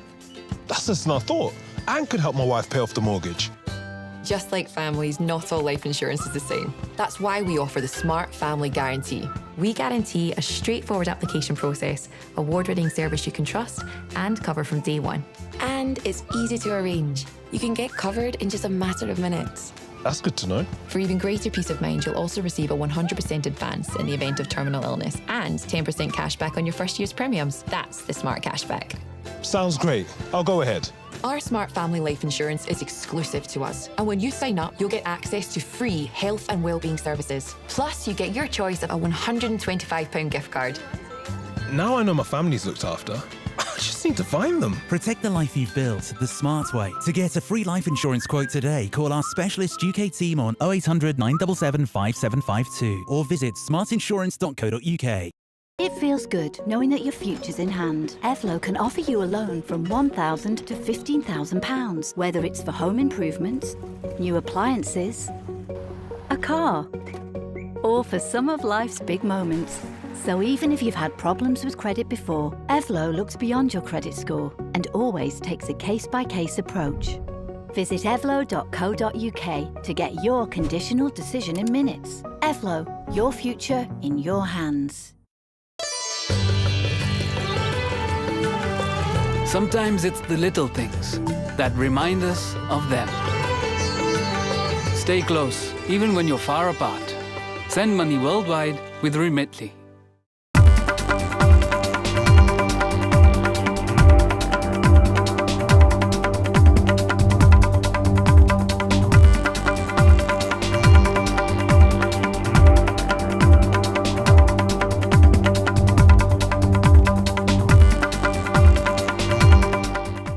In today's interconnected world, India's voice is more crucial than ever. When India speaks, the world listens. At NDTV World, we are that voice, bringing you intelligent and insightful news from India and beyond. From geopolitics and diplomacy to economic shifts, migrations, tech disruptions, and the stories of our diaspora. We cover the news that shapes our global future. NDTV World, your new home for global news is here.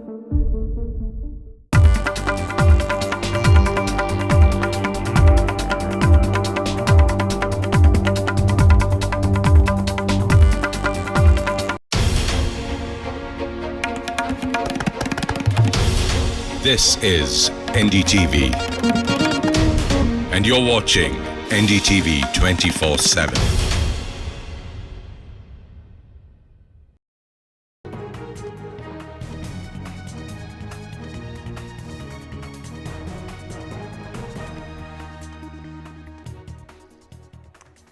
Russian forces struck a Ukrainian ship in the Danube Delta with a naval drone, marking the first such Russian attack and causing 1 death and injuries. We give you these stunning images of that attack.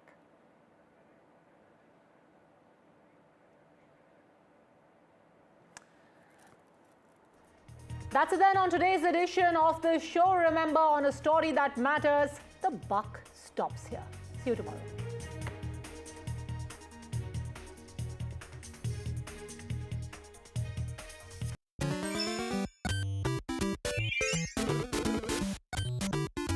The Spicy McNuggets Side mission. McNuggets have leveled up. Maximum flavour. Heat mode on. Crispy crunch. And a spicy dip with a kick. Are you ready?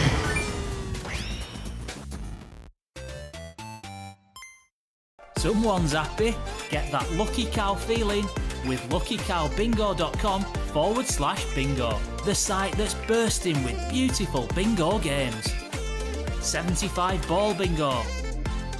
Even 90 ball bingo. Fill your bingo boots today.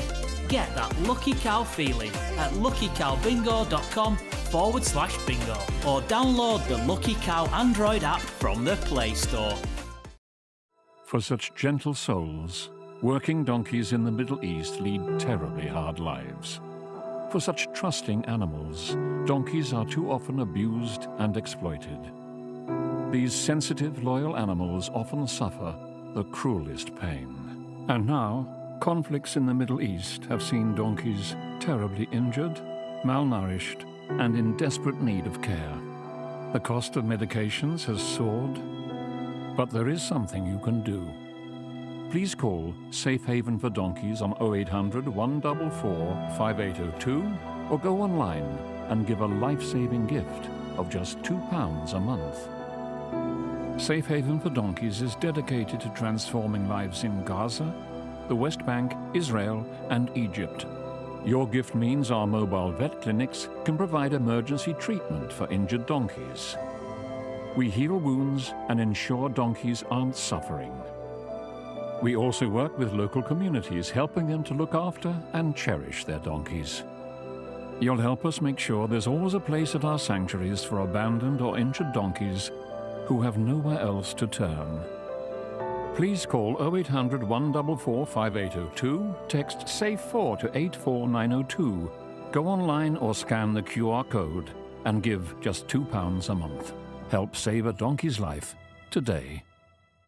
Babes, how was roaming in Italy? Oh, stunning. Didn't cost me a penny. What, the new fella paid? No, hun. Labara. No roaming fees. Bet the signal was awful. Full bars, hun.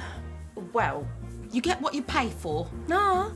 Big mobile networks charge you more for what's really the same thing. You and the hubby need a better package, babe. Labara, the smarter mobile network. Think they can sort his package in Turkey? We know that living with diabetes can make daily life a challenge, and we're here to help. I felt very low with the diagnosis and very lonely as well and embarrassed. I think people don't necessarily realise the impact that being diabetic can have on you and the amount of extra decisions you have to make a day through carb counting every single thing you eat. If you're struggling with the everyday challenges diabetes can bring, become a Diabetes UK member today. Receive this informative welcome pack and Balance magazine. Balance magazine has been very good in giving me tips to manage my diabetes on a day-to-day basis. One of the things I was recommended to do was exercise. What motivated me was my love of dance, and I got that back. Join a community that really understands. Call 0800 035 7605 or go online to become a member for just £3 a month. Just because my kids are grown up and have little ones of their own doesn't mean family life slows down. I'm busier than ever. Now that I'm in my 60s, I want to make sure that my family has enough to cover my funeral costs and other expenses when I'm no longer around. That's why I decided to learn more about over 50s life insurance from Cover Today. They're the only over 50s life insurer with no waiting period. Unlike other insurers who could make you wait up to 2 years, with Cover Today, you're fully covered from day one and you're covered for the whole of your life. Plus, unlike other things in life, the price never goes up. Learning more couldn't be simpler. Go online or talk to their friendly UK team in just one phone call. Cover Today are the only over 50s life insurer with no waiting period and no annoying trips to the doctors either. Plus, you get your choice of a £125 gift card. Now I'm with Cover Today, I can get on with something much more interesting. To get a free life insurance quote, call our friendly UK team on 0800 542 1545 or visit covertoday.co.uk.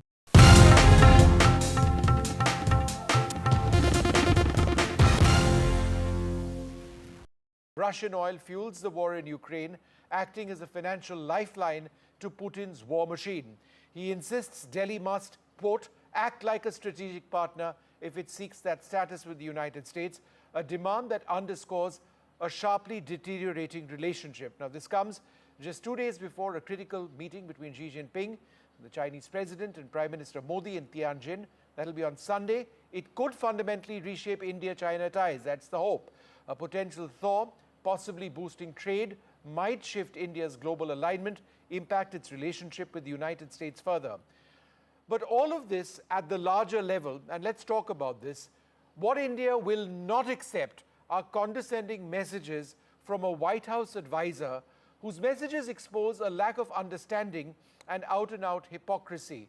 If, for example, India is fueling the Ukraine-Russia war, then how is America helping by continuing to arm Kiev, something Donald Trump decided to stop doing a few months back before changing his mind? Why is China not being sanctioned for its oil imports from Russia, which are larger than India's? And what about America's import of Russian uranium hexafluoride for its nuclear industry, palladium for its EV industry, fertilizers, as well as chemicals? Is this the way a strategic partner should be treated? So the question on Left, Right and Center this evening, is the India-US strategic partner dead in the water, at least for the moment? Joining us now, Richard Rosso, Senior Advisor and Chair on India and Emerging Asia Economics at CSIS. Einar Tangen joins us as well, Ambassador Funchok Stoptan and Dr. Tara Kartha. Thank you all very much for being with us. Richard Rosso, to you first. You know, to refer to India as a strategic freeloader among all sorts of descriptions which Peter Navarro has now used, it just seems that America isn't interested in this relationship anymore. It really does seem that, because every day there is more rhetoric. It's all coming from Washington by and large. You know, India is largely quiet in terms of our government. Does this signify a change in how Washington sees New Delhi? Yeah, it's a pretty significant change. I think with the Biden administration, we had challenges, lots of challenges, and some of those were emanating from Delhi, some of those from Washington. But there was so much positive on the side on commercial cooperation, on security cooperation, that we were able to look past those and have successful summits and really move the ball forward in strategic cooperation. Right now, you know, it appears just to get this this relatively, you know, modest trade agreement across the finish line, that they're pulling out all the stops, putting a lot of pressure, pushing political buttons, which, you know, I mean, President Trump last time he was in office would certainly poke Modi, Prime Minister Modi, for trade issues such, but wouldn't try to hit some of the political underpinnings that support the BJP. And this time, you know, it seems the gloves are off for some reason. But you're right, it is inspiring to see that New Delhi is treating this very maturely, not fighting back, trying to find a pathway forward. So, you know, there's still a chance we can save this, but right now it looks like in Washington, they're just driving the plane into the ground as fast as they can. Why would they want to do this? I mean, you know, because at this stage, it's no longer really about the trade deal. I mean, that was what it started with. But now it is, in your words, you know, driving the plane to the ground. Why would America want to do this from a broader diplomatic standpoint? Forget the trade business, all right? I think we're beyond that at this stage. Well, we're not beyond that. President Trump is so very focused on you know, helping any American company, any American exporter, any way that they possibly can. You know, some of the things, I mean, India definitely is providing a lifeline to Russia. I mean, that's not false. India does have a massive trade imbalance with the United States. So some of the underpinnings, but to pull out all the stops and put this level of pressure, and especially on Russia, where India has been singled out, you know, if there had been a broad sanctions program, if President Trump put his weight behind legislation that's been pending in the Capitol for quite some time to provide broad blanket sanctions against countries that buy Russian oil, would have been understandable in a lot of ways. But this unique pressure, it has a lot of us surprised and our heads spinning. Mr. Rosso, what about the larger issue of American hypocrisy in this? America, per India, imports Russian uranium hexafluoride for America's nuclear industry, palladium for the EV industry, chemicals, fertilizers. China imports more oil than Russia. And then India gets targeted. And it's called Modi's war, even though America continues to arm Kiev. Yeah, that's why, again, I think it comes down to the trade deal. I don't think this is a shift in U.S. policy towards Russia. It feels like that, it sounds like that sometimes, but I really think this is just another lever, one that is way too big for what we're trying to accomplish.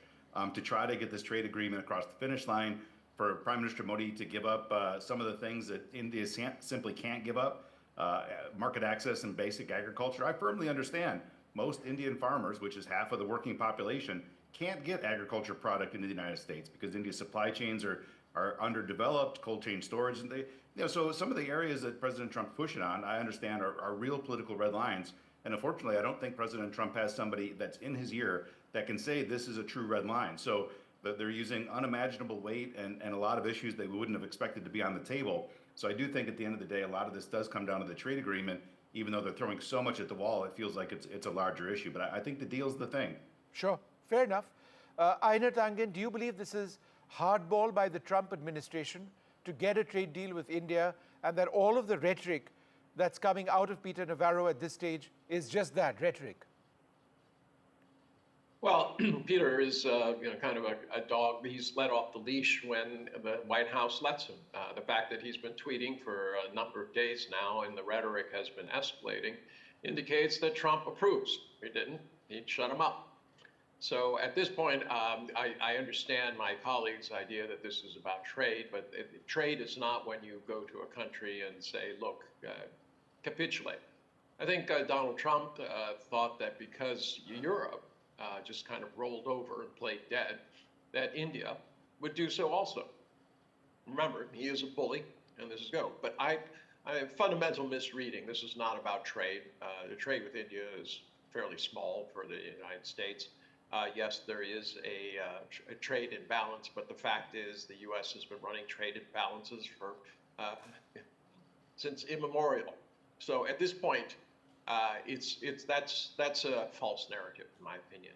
What Donald Trump and Washington, what keeps them up at night, is this idea that India, along with Brazil, Russia, China, South Africa, and other 5 nations, including Indonesia, will turn around and say, look, we control 40% of the world's GDP. We have the major markets, the population, the land, the resources, and 4 times as much manufacturing as you do. It's time for you to knock it off. If you want to put tariffs and have your people pay them, fine. Yeah. But put them across the board uniformly. Do not start trying to pick on nations and play this Hunger Games scenario where you think it's America's right to go to other countries and make them knuckle under and support the American economy. Doesn't work. Every country has its own sovereignty, and they want to have their own path to prosperity. That does not mean shoveling money into Washington's coffers while they spend it like a drunken sailor. Right. Ambassador Snobdana, I think given the sensitivities we have over here, and I would suggest one of the areas where our External Affairs Ministry is most sensitive is when somebody preaches to us, talks down at us in a condescending tone, which is exactly what Peter Navarro is doing. Strategic freeloading, madness. If India, the world's largest democracy, wants to be treated like a strategic partner of the US, it needs to act like one, right? The road to peace in Ukraine runs through New Delhi, and there's a picture of Modi praying. I mean, this is, but for the fact that he actually did it, right, which is offensive to many, it's bizarre. Is that your sense that, as well as somebody who's been a diplomat for so long, Delhi doesn't like people talking down upon us in a condescending tone? Absolutely. I agree. I agree with the previous speakers also, because trade was never the issue. I think the problem with the United States on India is that, on the first place, I don't think there was any clause in our strategic partnership that we can't do business with others when we signed in 2016 or whenever we signed.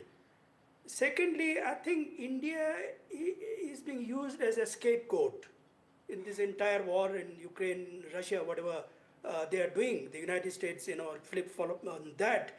Secondly, I think my understanding is that the United States always use India as a pawn against China. But Donald Trump's change is that for him, China is more important than India in terms of economics, in terms of trade, in terms of business. So I think he's, to true to himself is a very transactional thinking, and he's sticking to that. And I think the way Indian government has responded is very mature, very balanced. I don't think we have given up all our efforts on the United States. Hopefully they come back to their sense and we get back. But I also have a sense that our elite in India will never be comfortable with China. They'll get back to United States in some way or the other. That's been the history I've seen in the last 50 years. I mean, the elite means the political elite or the bureaucratic elite. I'm not one of them. I'm not a fan of United States. But point is that that's how our culture is also, is so much into the United States. In the last 16 years, we've been focusing only on United States at the expense of others. Okay, point taken.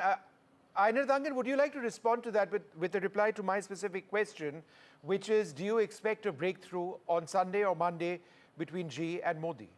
Something substantial. No, I don't. Okay. And I'm not saying there's a willingness, but I would defer to the ambassador. There is certainly a lot of history. There are a lot of things that need to be done. But what I do expect is that there will be a ordered process where the leaders give direction to their respective governments to start accomplishing things, to work through things step by step. I mean, this is not these are mature countries. These are civilizations. They don't govern by tweet. That's something that's reserved to the United States and Donald Trump. So what I expect is it's not about blockbusters. It's about careful planning. I mean, the nonsensical part, and I think the ambassador can back me up, that on a fast track with a normal trade relationship, it would take 18 months to harmonize and figure out all the details. Donald Trump sent out a letter to 180 countries, including some very confused penguins, demanding that they pay up tariffs. I mean, and then they followed up with another broadside against friend, foe, and neighbor alike. This is not diplomacy. It's not governance. It certainly is eroding Washington and America's soft power. Remember, Donald Trump was not elected once, but twice, with an interim in between. So at this point, many countries, they may be kowtowing to him. They may be smiling and saying sweet words and talking big numbers, but when they go back to their respective countries, they're figuring out how they can de-risk themselves from an unreliable and unrelenting partner that engages in the kind of hypocrisy that you outlined. Okay. Tara, the other part of what was actually mentioned by Mr. Navarro was, the fact that India continues to import weaponry from Russia. Now, that can never change. And I think that's a red line New Delhi would never be willing to sort of allow anybody to cross. India imports weapons from whoever we want. And there's a history over there. And what do we do with all the Russian weaponry? Throw it into the Indian Ocean. I mean, it's senseless at one level, right? And therefore, if that is an American expectation, and it's been stated as that, it does appear strange again. I think that will be the second stage when you'll find another round of abuse from the US. Because the way we are going now looks like we are going to go back very strongly to Russia for weaponry. I mean, that is the way it's going to looking right now. Because you can't rely on these guys. I mean, the first GE engine has come, which is great. That is a separate issue because they have supply chain issues. Nonetheless, there is a sense here that you can't rely on these guys, like we said, the rest of them. But I just wanted to mark something that this, this public abuse of India is making it that much more difficult for us to sort of come halfway. You cannot, as a democracy, which Trump doesn't understand, because Europe, as they are NATO partners, they've been dealing with the US for years, they have a different relationship which allows them, even then, though it's humiliating, the way they caved in, that is not something India can do. And the more they shout at us, the less we are able to do something to give a little. Why is that? Because I think what Richard said is right. I don't think there is enough expertise or somebody to tell these people what India is about, one. And there is not enough inputs going from Delhi. Delhi should know. I mean, the Delhi embassy would know that agriculture is one of the most sensitive areas for us. And yet they go on against that. So there is a mismatch of the information which is flowing. That has to be addressed. And it has to be addressed quickly. That is my key point. Well, Mr. Navarro is the advisor who advises President Trump. I mean, if this is the advice that he's giving Trump, then that's hugely problematic. If this is anyhow, I wanted to go back across to Ajay Sethi. Mr. Sethi, I was asking Einar Tangen earlier whether he believed there would be a breakthrough between India and China. He said no, not immediately. But what about, at least a breakthrough in terms of trade? It's already been announced that border trade is going to resume, air travel is going to resume. Do you believe that that is the route towards, India and China coming closer at this stage? So one must not forget that China is already India's largest trading partner, much as we want to ignore for even the years we had differences of opinion. But the fact of the matter is that right now we need the components. While Make in India strategy is a great strategy, but it'll take some time to become a stronghold by itself. And we need the components. I hardly know any businessman who doesn't deal with, China in one manner or the other. And therefore, to ignore it is out of the question, number one. Number two, China equally needs this very large consuming market, which virtually every big player is requiring now. In my opinion, China will want to take the market here, and they're very fast movers. By profession, I'm an investment banker. So for me, when I see the deals which China does on the table, which we saw earlier, it moves very fast. So therefore, they're coming to India as a given. So what I suspect will happen is China will press for foreign direct investments opening up, which has been closed by India. And on the flip side, we will try to secure more better trading routes with China. I have a feeling it will move at least towards, I think India is pressing for a 49% opening up of non-sensitive areas. Will we agree to give them 51%, which they are pushing for, is the big question to be seen. Okay. And Richard Rosso, if there is an agreement between India and China on an additional Chinese supply of rare earths, which we need across industries over here, then doesn't that in a sense push India even closer to Beijing's strategic embrace, call it what you may? Well, I think there's been a very important and nuanced review in India on how to really contribute to Make in India, the manufacturing campaign, and breaking down supply chains in areas like semiconductors, artificial intelligence, things like that. And per the previous speaker, there's just some things you simply can't produce unless you're sourcing from China, because China has done an incredible job on dominating world markets in certain components. So in Indian strategy, before it was kind of like blanket cut off trade in certain areas. Now you're seeing a more nuanced approach that I think is pretty logical, which is, India to focus on things they're good at today, invest in areas in supply chains where they can be good at tomorrow, and realize that for the next 5 or 10 years, there's a lot of items that they're going to have to source from the rest of the world, whether it's China, Japan. So it's a very sensible approach, and I think it's one that, obviously the United States too. China remains one of our 3 largest trading partners, despite the pressure on trying to reduce our reliance on China for trade. So I think Delhi's approach in that front makes a lot of sense, and there really is another pathway around it if you want to be successful in manufacturing. Some areas like rare earth elements, you're not going to get facilities up and running for 10, 15 years. So you got to make sure that you can lock down supplies when you can. Einar Tangen, last word to you. In the past, we've seen incredible atmospherics when things were good between India and China, of President Xi and Prime Minister Modi on the banks of the Sabarmati in Gujarat, in Tamil Nadu as well, certainly in China when the Prime Minister visited. In fact, I was there covering that visit. But then things went sour. Do you foresee a more matter-of-fact approach between the two leaders, perhaps sort of gauging where each one stands, as opposed to larger celebrations and pomp, which have sort of accompanied the visits of either side in the past, quite a few years back now? Well, there's a lot of pragmatism involved on both sides. Trust is not built up. It's built up over time and lost in an instant. And both countries understand that, but they also understand that they're neighbors. But I think it's a mistake to think that this is all about China and India. India has the opportunity to lead. It was the one who created the non-aligned movement, and now that movement is coming, ready to be harvested. And India could lead that. And that is one of the things that Washington is afraid of. China certainly has all the power, but there's always concern about it.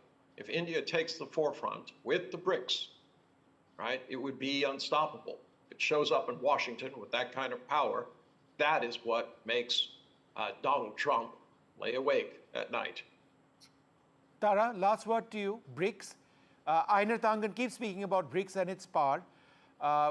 Trump clearly very wary of it. And New Delhi quick to tell Donald Trump that no, we aren't looking to replace the dollar as the primary currency. Be that as it may, do you believe that, or do you see BRICS emerging, as a real challenger to the United States with a more active India involvement?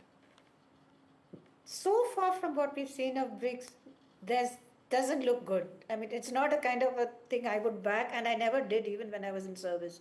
But I want to make one point here. The basic India-US relationship, which you just saw in Rubio's statement with Jaishankar, the number of areas you're covering, that still continues. This loud noise which you're getting from outside is not that it is extremely damaging, like I said. If I actually want to buy US weapons and I need them, I cannot because of the noise levels. Yeah. So that's the problem here, because that statement, you read it very carefully.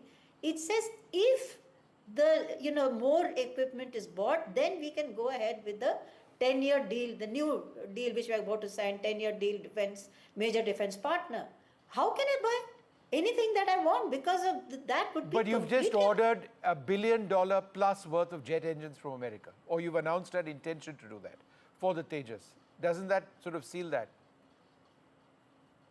That is an earlier deal, and which we need. No, the new one, just now, 62,000 crores for 100 plus Tejas jets. They need 113 engines for those, or more, in fact, plus the older ones continue, plus the one for the Tejas Mark II. I would suggest that that's wrapped up, just on the basis of this $1 mega billion deal. But Tara, I'm interrupting because I'm out of time. We can continue talking about this later. I think Sunday and Monday is going to be the big focus. That means journalists like me will not have a weekend off. And I suspect when we call Einar Tangen, he won't have a weekend off either. We leave it over there. There's a lot more coming up. Do stay tuned.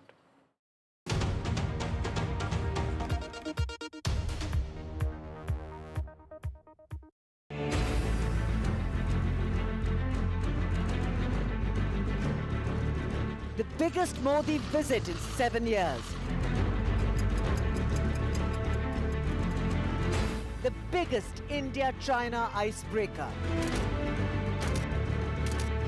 The biggest angle of the Tiger and Dragon. NDTV reports from Ground Zero, China. NDTV is the first Indian media crew that has reached here in Tianjin in China to cover the SCO summit. The news breaks, the body language, the mind games of a new beginning. We at NDTV will keep getting you every aspect, every update, every development first from Tianjin.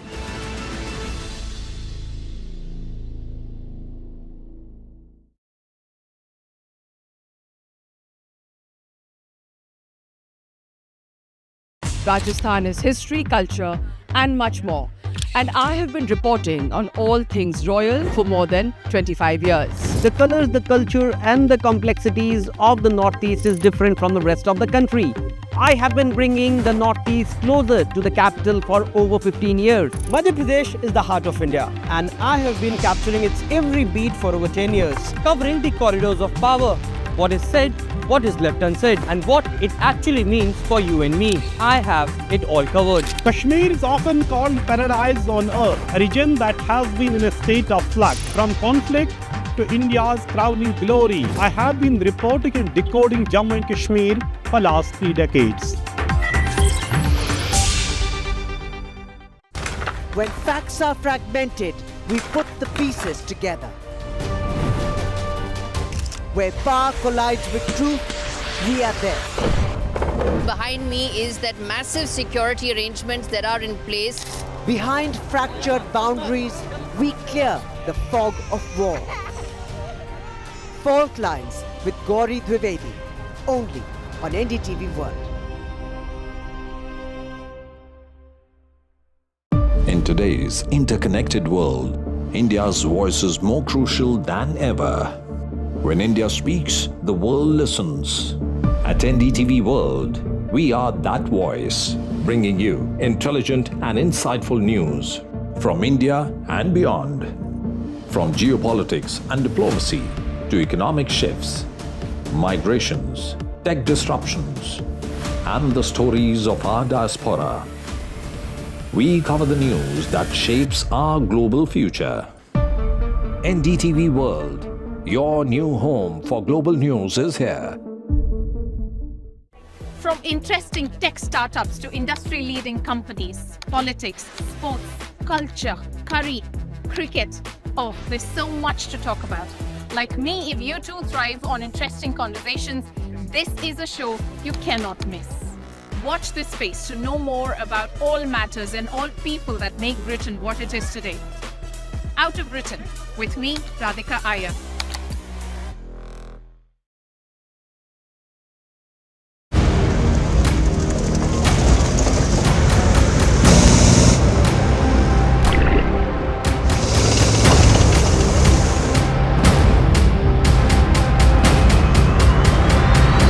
Welcome to my unit. So I'll just brief you through the mechanized platform of the Indian Army that we have here. So in mechanized, basically we have armored, mechanized infantry, these two things. So I'll just take you around the equipment also and I'll tell you what is the difference between both also. Okay. So what is the difference between a tank? What is it? One is the tank and one is a? BMP. What is the full form? Boye Machino Picote. It's a Russian term. Acha, Russian term. Acha. Yeah. So infantry it's an infantry combat vehicle. Okay. Similar to tank? It's similar to tank. The main difference in this is, in tank we have a crew of 3. Okay. But in this we also have the stick also. Stick are people, infantry people who can get down, dismount and fight. Ah, acha. So that capability also we have in a BMP. Okay. So basically here now, this is our training area. Okay. In which we'll be showing you how a new driver is being trained. We'll show you the obstacle courses that we have and we'll show you completely the way it's happening. So first we just, from here you can see we have the number plates over there, 1, 2. Right. These are various obstacles. Okay. Which the BMP and the tank will also be negotiating. Okay. So we have the tank head which will be leading. Yeah. Then we have 2 BMPs. Okay. So does the tank have a steering wheel or levers or how does it work? For a tank it's basically 2 levers we have. 2 levers. And whereas when it comes to BMP it is like a steering wheel but cut steering wheel, like a sports car steering wheel. Achha. It's that kind of a steering wheel. It's amphibious. So we'll be showing you that. Oh, I see. तो ये अभी हम यहाँ देखेंगे. अच्छा. Oh, wow. क्या बात. From here now, would you like to go on a ride? Oh, I'd love that. Come.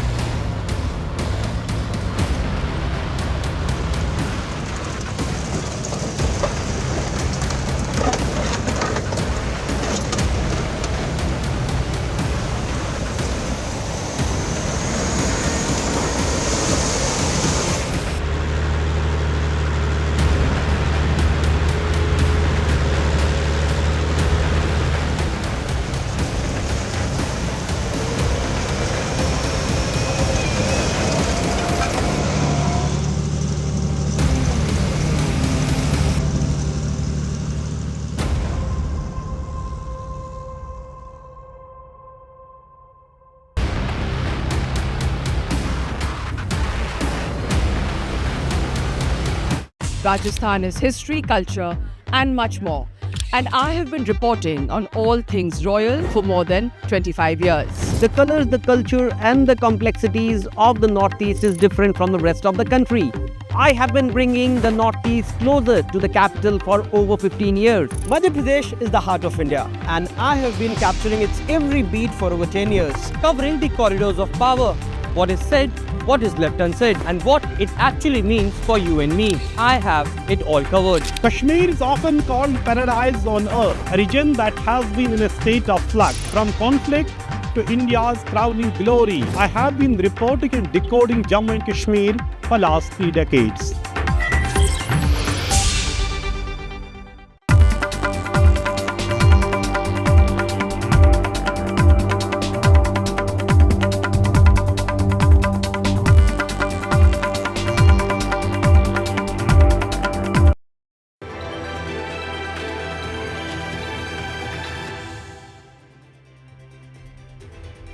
welcome. You're watching this very special edition of India Ascends, coming to you live from Tianjin.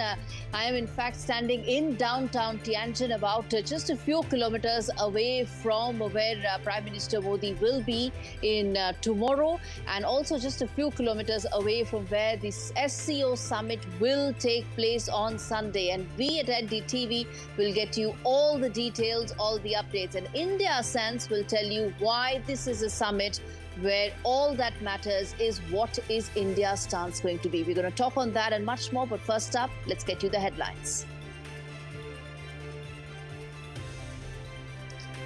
The India-Japan economic tsunami, with Japan pledging $68 billion as investments for India. Prime Minister Modi says the India-Japan partnership can diversify in its trade basket even further.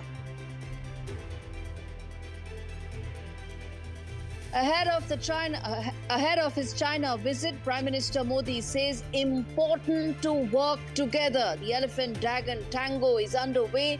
Will the China visit lead to a large reset remains to be seen. Normalization has begun. Will the reset finally take place? Tianjin will hold the answer to that.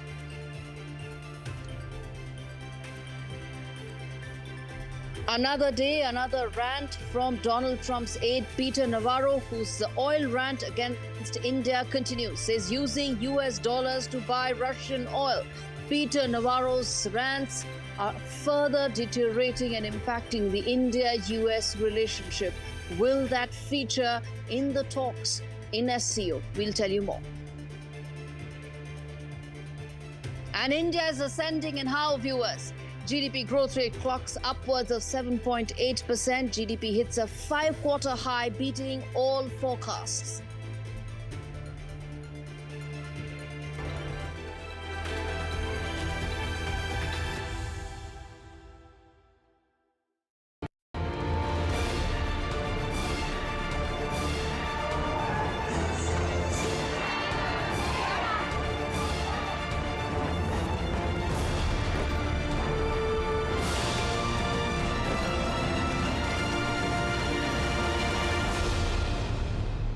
Viewers, our top story on the show, a partnership as old as time.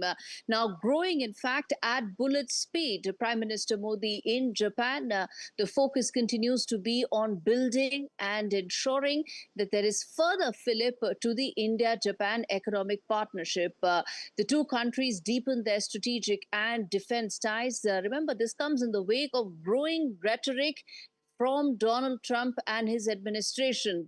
What began as correction of trade deficits from America's side is not all about lecturing, bullying, and talking down. In fact, even here, with regards to both India and Japan, both countries have been at the at the receiving end from Donald Trump and his administration as well. But this visit of Prime Minister Modi to Japan was not just about Donald Trump's tariffs, much more. Everything from infrastructure to development aid to the future partnership in terms of Japan pledging more aid and development assistance to India going forward. We're going to talk more on that. But first up, let's listen in to what the leaders said. मानते हैं कि जापानी technology and Indian talent are a winning combination. जहां हम high speed rail पर काम कर रहे हैं, वहीं नेक्स्ट जनरेशन मोबिलिटी पार्टनरशिप के अंतर्गत पोर्ट्स, एविएशन और शिप बिल्डिंग जैसे क्षेत्रों में भी तेजी से प्रगति करेंगे. India is bringing transformation to the whole world through innovations. Japan can also boast of advanced technology leading the world's growth. When we think about Japan and India relations going forward, we need to take advantage of each other's strengths to bring solutions to our challenges and to help each other. Well, viewers, as far as this partnership is concerned, it has several layers to it. One is the demographic aspect to it. Japan is struggling with an aging population. India's demographic dividend is probably one of the best answers that Japan can get to its generational problem. That's one aspect. Second is greater collaboration with regards to AI, critical minerals, and ensuring that supply chains remain robust. Already, there has been a lot of talk about how India should make sure that it's able to better shock-proof its supply chains, and particularly ensure that critical mineral supply remains under control. And lastly, the other aspect of the India-Japan partnership, that is the defense partnership. Both are members of the Quad. So what if Donald Trump wakes up every second day and wakes up with yet another thought? India and Japan continue to have that stability and consistency in their defense partnership, which is why this is an arrangement, this is a partnership and a relationship that is only set to prosper from here on.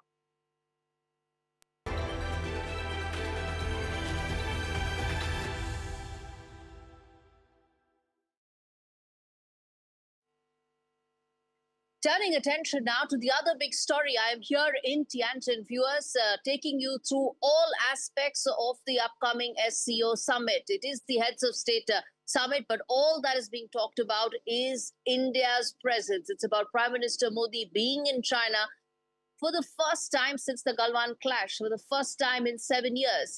Yes, there is a lot of backdrop and backstory to this. India-China relationship itself has been about cautious movement forward. There are external factors that are adding to it. They are acting as potential push factors for the two countries to probably look to find some common solutions. And before we talk further on this, I want to play out this report for you, viewers, to set the stage and context for why this summit and Prime Minister Modi's presence here could actually be very game-changing, not just for India, but for the global world.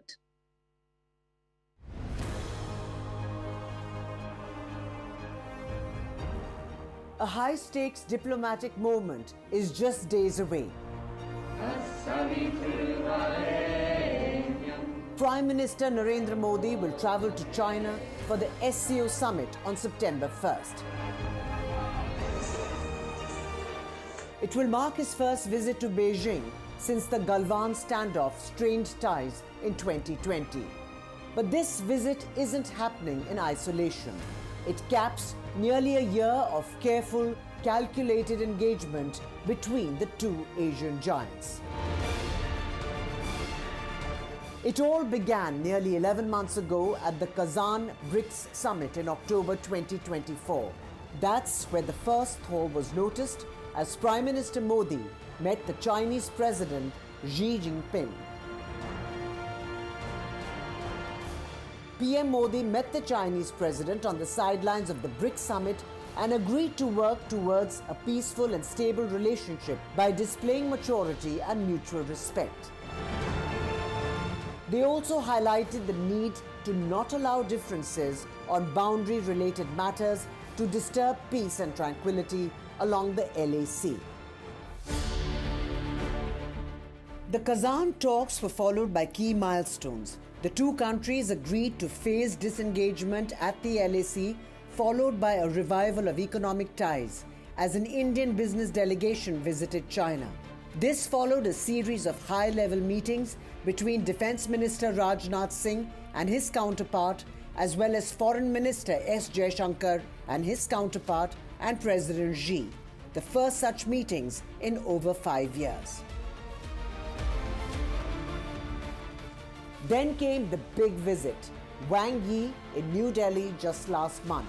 It was the first high-level visit by a Chinese official in years. From reopening trade routes to restoring people-to-people exchanges, the steps taken in recent months signal a desire to move beyond the shadow of Galwan. The road ahead may be complex, but with dialogue and diplomacy, they are again exploring common ground.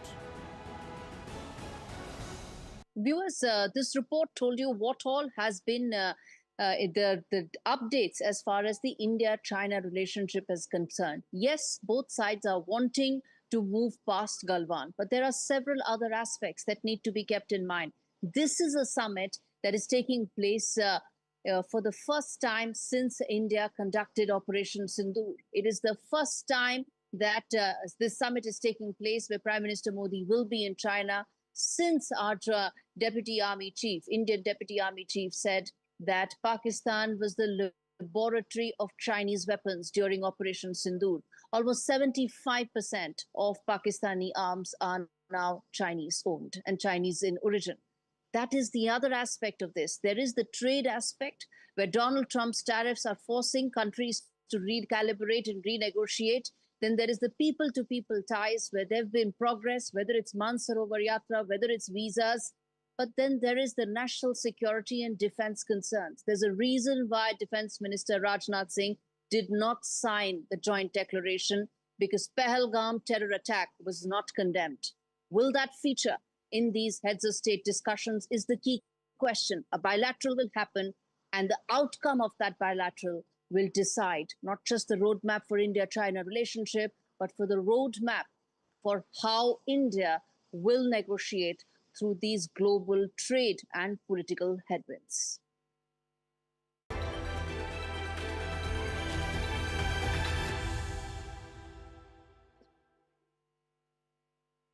All right, let's get in Lisa Curtis, a woman who knows, someone who knows this entire region very well. Lisa Curtis has a very keen interest and also an expert in knowing this entire region very well. Lisa, let me start with you. Your first thoughts, or rather expectations, about the upcoming bilateral meeting between President Xi Jinping and Prime Minister Modi. How optimistic are you that this could actually move beyond just photo ops to something concrete in terms of taking the relationship forward? Well, I think the significance of Modi's visit to China for the SCO meetings is because of the deterioration in the U.S.-India relationship. I think all eyes are watching, what's happening between India and China because of President Trump's criticisms of India, the 50% tariffs that he has levied now on India, which will be, quite devastating, I think, for the Indian economy. So there's a real crisis in the U.S.-India relationship. And so people are going to be watching, what does this mean for India's approach to China? And I think what it means is that India will be forced to accommodate China. And, we look at the first Trump administration where the goal was really to work more closely with China, to work more closely with India, to be able to manage China's rise. Now, in the second Trump administration, what President Trump is doing is alienating India and forcing India to accommodate China. And I think we're going to see that at this SCO meeting on Sunday. Okay, but Lisa, let me then ask you in terms of most feasible outcomes. There's a lot of ground to cover. There's a lot of difference of opinion, and there are also completely different perspectives. Trade is important. You said Donald Trump is forcing. Of course, Donald Trump's rhetoric will be important, but India cannot completely ignore its national security and defense concerns. In your assessment, what could be the most feasible set of outcomes that you think will come out of the summit and out of the bilateral that's expected between the two leaders? Well, I think that there could be an agreement to, open the Indian economy more to China. This has been something that China wants, making travel easier for businessmen who want to, come to India, look at investment, more trade. So we may see some announcements on the economic and trade front. But I think it's important to note that India still likely sees China as a strategic adversary because of what happened in the 2020 border crisis. And things are not completely fine on the disputed border between India and China. There are still tensions there, and there's still a chance that things could escalate again on that border. So I think that, yes, India is, being forced to accommodate China more. We'll probably see some announcements on the economy, on trade, on travel. and an overall reduction in India-China tensions. But that doesn't mean that India now trusts China or wants to get closer with China and try to attend a India-China-Russia trilateral meeting. I don't think India will go that far. But the fact that India is even considering a trilateral meeting with Russia and China should be alarming to U.S. policymakers. So there may not be a Russia-India-China trilateral, or RIC is being talked about, but the entire optics around India and Russian oil purchase is likely to feature, isn't it? Because that's really the premise of Donald Trump's rhetoric. It's incorrect, it's irresponsible, it's hypocritical. We've been saying that. But how important do you think that is going to be in these talks that Prime Minister Modi will have with President Putin? Well, I'm not sure I see the issue of Russian oil being a major talking point for India. Of course, Russia may raise it, China may raise it, but I think India has reduced its dependence on Russian oil over the last month or so. At least the state-owned oil companies have done so. And, the hope is that India will continue to move in that direction because I think that would help reduce tensions between the U.S. and India. So my sense is I think India would be rather careful when it comes to the Russian oil issue, because if that becomes a major talking point among the leaders at the SCO, including India, that countries should be able to continue their imports of Russian oil, that is really going to irritate President Trump even more, and could presage even a further deterioration if it can deteriorate any further between India and the U.S. All right, Lisa Curtis, appreciate you joining me live on India Sense ahead of the crucial SCO summit right here in Tianjin that we have been covering. We will continue to get you all details and updates on that. Well, viewers, one thing is for certain, that this summit will have an impact in terms of major political realignments in the world. Whether Russian oil is going to feature or not remains to be seen.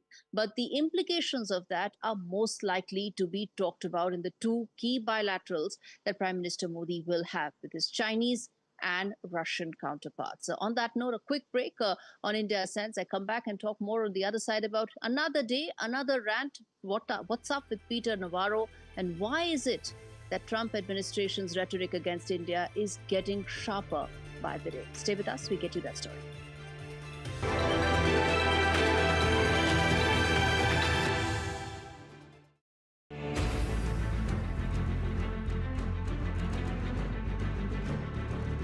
The biggest Modi visit in 7 years. The biggest India-China icebreaker. The biggest angle of the tiger and dragon. NDTV reports from Ground Zero, China. NDTV is the first Indian media crew that has reached here in Tianjin in China to cover the SCO summit. The news breaks, the body language, the mind games of a new beginning. We at NDTV will keep getting you every aspect, every update, every development first from Tianjin.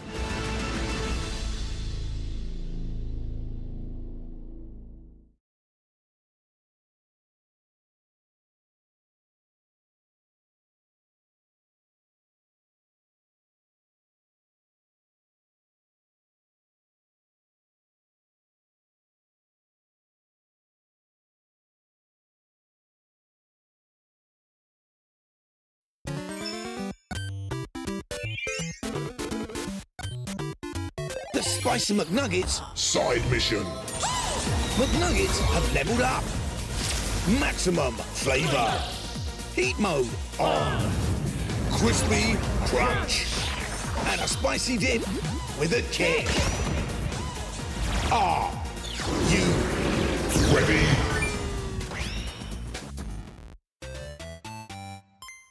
Get that lucky cow feeling with luckycowbingo.com/bingo, the site that's bursting with beautiful bingo games. That's luckycowbingo.com/bingo.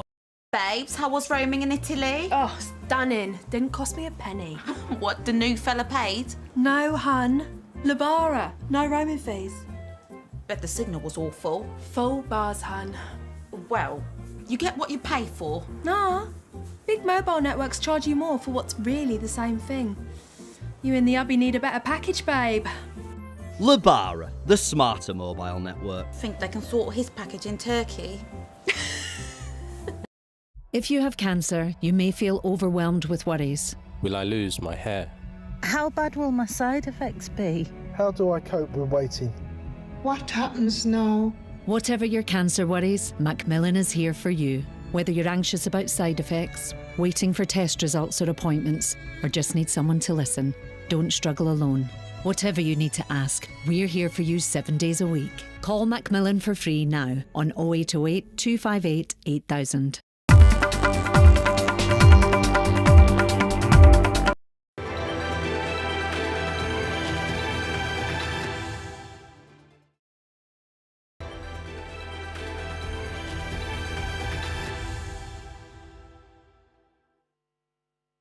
Wide-angle story on the show. Well, one wonders what's up with Peter Navarro. Another day, another rant coming in from Peter Navarro. At this rate, he is going to run out of adjectives. But what people worry is, at this rate, the sane voices in Trump administration are also going to run out of options to be able to salvage the larger India-US relationship. So what all has Peter Navarro really said, Trump's bully-in-chief? This report tells you more.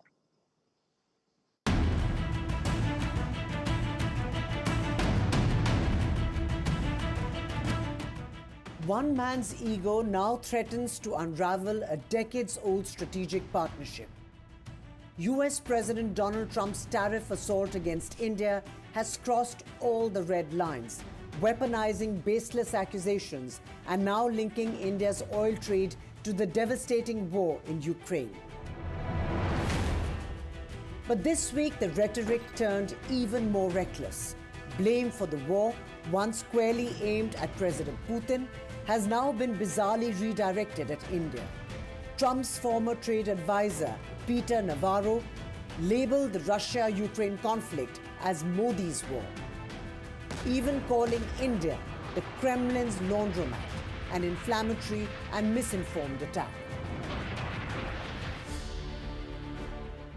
Echoing the same narrative, Republican Senator Lindsey Graham accused nations trading with Russia, including India, of fueling the war machine and killing innocent civilians, warning China and Brazil of facing the same fate. Amid this fog of contradictions, Trump's trade team appears deeply confused as Treasury Secretary Scott Bessent slammed India's discounted oil trade with Moscow, only to pivot days later, calling for closer US-India ties. What Team Trump fails to grasp is that global trade isn't a switch to be flipped at will, and diplomacy isn't driven by ego. India has uniquely maintained dialogue with both Russia and Ukraine since 2022, a rare and vital bridge. But Washington's rhetoric now risks turning the peacemaker into a scapegoat. If President Trump truly wants to end the war and secure the Nobel Prize he so covets, it will require partners like New Delhi, not public vilification. The question now, is US foreign policy being shaped by strategic vision or by one man's need to dominate the headlines? It seems it's one man's ego which is ensuring that an entire bilateral relationship gets compromised. At least that's what's happening right now. Viewers, if you got a chance to hear what Steve Witkoff said when he and several other Trump advisors met in the Oval Office, you will understand just how much the Trump advisors are actually looking to score points against each other in front of their boss. And all of them come back and talk about the Nobel Prize. Steve Witkoff even said that if there's anybody who should get a Nobel in the history of the Nobel Prize, it is Donald Trump. That's the context of this entire war against India. But what people don't realize, what Trump doesn't realize, is that he may or may not get the Nobel. He may or may not end the Russia-Ukraine war. But at this rate, he will most certainly do long-term, possibly permanent damage to the India-US relationship.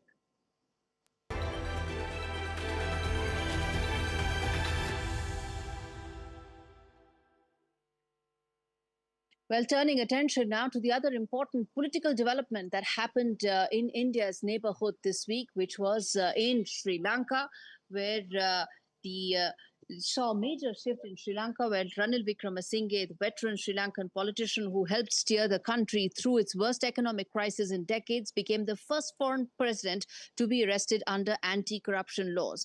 The 76-year-old leader was taken into custody in Colombo last week over charges of reportedly misusing public funds for a personal trip to Britain in 2023. The unprecedented arrest triggered a political storm in the island country, with opposition leaders accusing Lanka President Dissanayake of trying to get rid of his political opponents. While released on bail this week, the case marks a first for post-independent Sri Lanka and raises important concerns and questions about the political situation in the country.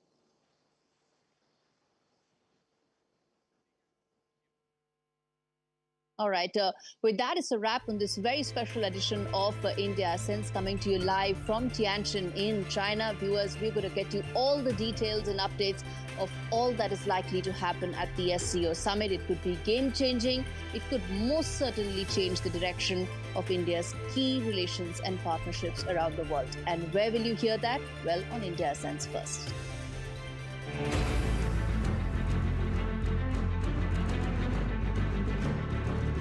The biggest Modi visit in 7 years. The biggest India-China icebreaker. The biggest angle of the tiger and dragon. NDTV reports from Ground Zero, China. NDTV is the first Indian media crew that has reached here in Tianjin in China to cover the SCO summit. The news breaks, the body language, the mind games of a new beginning. We at NDTV will keep getting you every aspect, every update, every development first from Tianjin.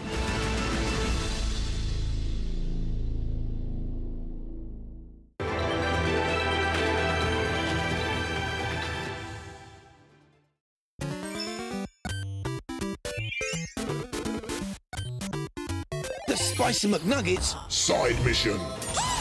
McNuggets have leveled up.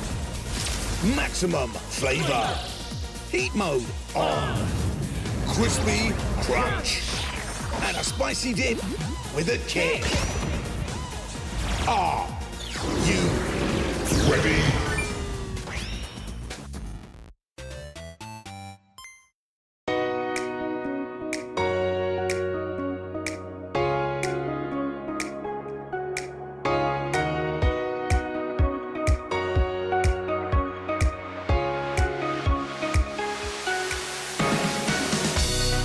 Well Man and Well Woman, the UK's #1 vitamins for men and women.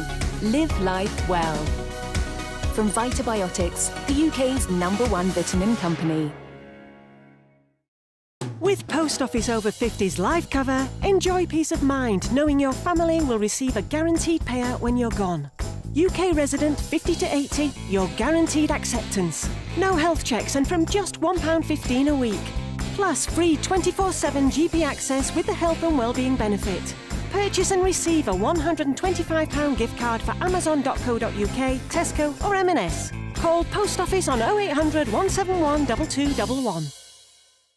Whatever you need to ask about cancer, Macmillan's free support line is just a call away. Hello, Macmillan. Whether it's money... Am I going to lose my job? Getting on with life. Can I still go abroad? Get insurance? Or just need someone to listen. How do I tell them? Our specialist advisors are here to help as often as you need them.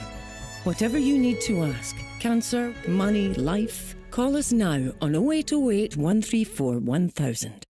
Get that lucky cow feeling with luckycowbingo.com/bingo. The site that's bursting with beautiful bingo games. That's luckycowbingo.com/bingo. Each time you blink, think of Ruqaiya. Because for this little girl, each blink is torture. An infection called trachoma has turned her lashes inwards. Now, each blink feels like thorns scratching her eyes. Will you do something amazing to help and give £2 a month to Sightsavers? You'll help children in remote regions get the medicines, surgery and care that can cure trachoma. But please don't wait. Text BLINK9 to 78866 and give just £2 a month. Because each blink is torture for children like Ruqaiya. The scriptures are trying to show us a treasure map to find happiness. If you discover that happiness, you've fulfilled your purpose in life. When you improve your mental immunity, your mental health improves. Bhagavad Gita gives us a manual for living life. How should you live your life? How should you conduct yourself in different situations? Find a pet-friendly Italian restaurant with outdoor seating nearby and text it to Luca. Find it real quick. Send it to the click. The place is sick. At Vodafone, experience epic AI with the Samsung Galaxy S25 Ultra and save £756. Offer ends 2nd of September. Vodafone. Magic family moments deserve the perfect setting. A stylish awning from House is the ideal addition to your outdoor space. Available in a range of colours and finishes, and with the option of integrated lighting and heating, you can enjoy your outdoor space for even longer. Now that is magic. House awnings, made for life. Nescafe Frothy Coffees, because sometimes nothing tastes better than a no. With a creamy, long-lasting froth to get you ready for your next yes. Say yes to cappuccino. And get ready to mix things up with Nescafe chocolate flavours. How was roaming in Italy? Oh, stunning. Didn't cost me a penny. New fella paid? No, hun. Labara. No roaming fees. Labara, the smarter mobile network. Good afternoon, sir. Good afternoon. I'm the medical officer of this unit, sir. Good afternoon. So nice to meet you. Thank you, sir. Same Hello, this ma'am. side, sir. So this is the firing range. Yes, sir. This is our firing range, sir. You handle weapons, right? I've handled weapons. Yeah, हम लोग एक तो shooting में भी get to handle weapons. Yes. They are not real guns, but they are very similar. So the functioning of it is very similar. आपने training वगैरह? मैंने training भी ली है और I own a weapon also, licensed weapon. So I've shot in firing ranges in Mumbai and all. I'm a member also there. Wow. Ma'am हम ये क्या gun देख रहे हैं? ये इंसास राइफल है, sir. So this is Indian made? Yes, sir. Wow. And we'll be firing from, sir, AK-203. Okay. That is Indian made, That sir. is also Indian. Yes, sir. Can I look at the bullets? Yes, sir. Sure, sir. This is the bullet of insas, sir. The bullet will be different for the AK-203, sir. So I can fire this? Yes, sir. But somebody needs to guide me. जो limber आपके आदेश पर आप line position लेंगे। अच्छा। और इसके बाद इसको यहाँ पर आप सपोर्ट लेंगे। सपोर्ट लेंगे। करेक्ट। लिम्बर में आप लाइन पोजीशन और बट और खंडे का मिलाप रखते हुए और आप फोरहैंड ग्रिप पे पकड़ते हुए सीज का अलाइनमेंट करें। बर की आदेश पर आप मैगजीन वेट की अंदर पर घुसाना है। ओके। आगे सर। हाँ चलिए। Fire line of. हाँ लिम्बर ऑफ। फायर भर। चलो सामने टारगेट। अपना टाइम पर 5 round fire.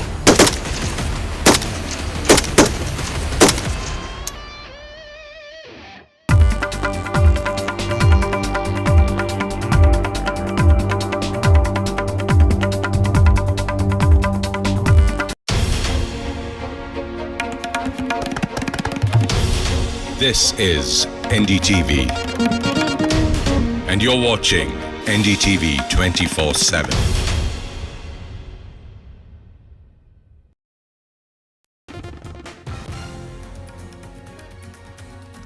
Hello and welcome. You're watching NDTV. I'm Aditi Bhardwaj, and let's take a look at the top headlines that are making this year. Karnataka Chief Minister claims he lost polls in 1991 against Congress candidate due to voter fraud. BJP slams Siddaramaiah for joining Kong Vote Adhikar Yatra, asks why support a fraud Congress party.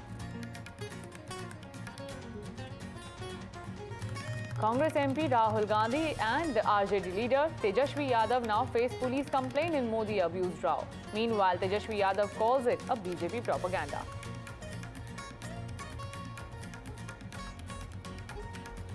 Prime Minister Narendra Modi on two-day Japan visit. Japan pledges $68 million investment in India. PM Modi positive of diversifying India-Japan trade basket.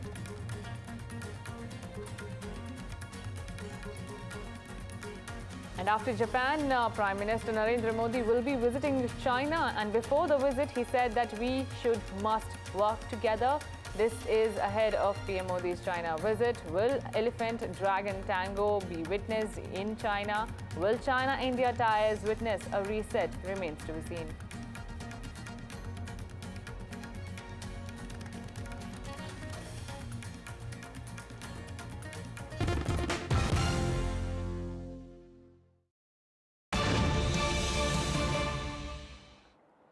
And breaking news coming in at this moment, the Modi abuse storm escalates as RJD leader Tejashwi Yadav's recent remarks in a Vote Adhikari Yatra is being witnessed as a reply to the BJP's claim that Modi was abused in a rally which was organized by RJD and Congress in Bihar's Darbhanga. Now, RJD leader Tejashwi Yadav says that this is a BJP propaganda. BJP is spreading fake news as the Congress and RJD's Vote Adhikar Yatra is appealing to masses. Listen into this interaction that is coming in.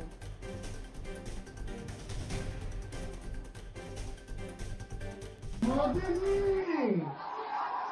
ये आवाज ये गूंज सिंगार की धरती से, ये हर एक जात के लोग, हर एक धर्म के लोग, हर एक वर्ग के लोग यही कह रहा है कि किसी माई के लाल में दम नहीं जो हमारे संविधान और लोकतंत्र को खत्म कर दे। अब देख रहे हैं कि राहुल जी और हम लोग सब लोग यात्रा पर निकले, इनकी चोरी राहुल जी ने पकड़ ली, तो अब जो है झूठा एजेंडा प्रोपेगेंडा चलाने का ये लोग काम कर रहे हैं. And my colleague from Bihar is joining me. Raman Rai, thank you so much for speaking to us. Tell us more about this political escalation in the Modi abuse row. Yeah, absolutely. This is a very fresh attacks on Narendra Modi by the opposition leader in Bihar, Tejashwi Yadav. He said that the fake propaganda was diverted, spreading by the BJP in the country on the issue of the derogatory remark were used by the Congress worker in Darbhanga. And now addressing a rally in Siwan, Tejashwi Yadav said that it was a totally fake narrative which was spreading by the BJP across the country of that video where the Congress worker has seen that abusing Prime Minister Narendra Modi. And this, we all know that Bihar is a poll-bound state, and this yatra is on the last leg of his Bihar tour. And after 2 days, this yatra will be the end. So Tejashwi Yadav launched a fresh attack on Prime Minister Narendra Modi and BJP. Raman, for giving us those details.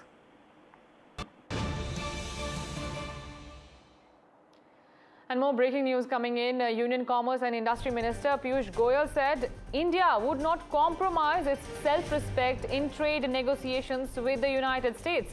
His comments come at a time when India has been hit by 50% US tariffs and trade deal negotiations between the countries have hit a stalemate. The minister also called on industry players to make the initiative fully independent and self-sufficient while assuring government support to manage trade-related stress.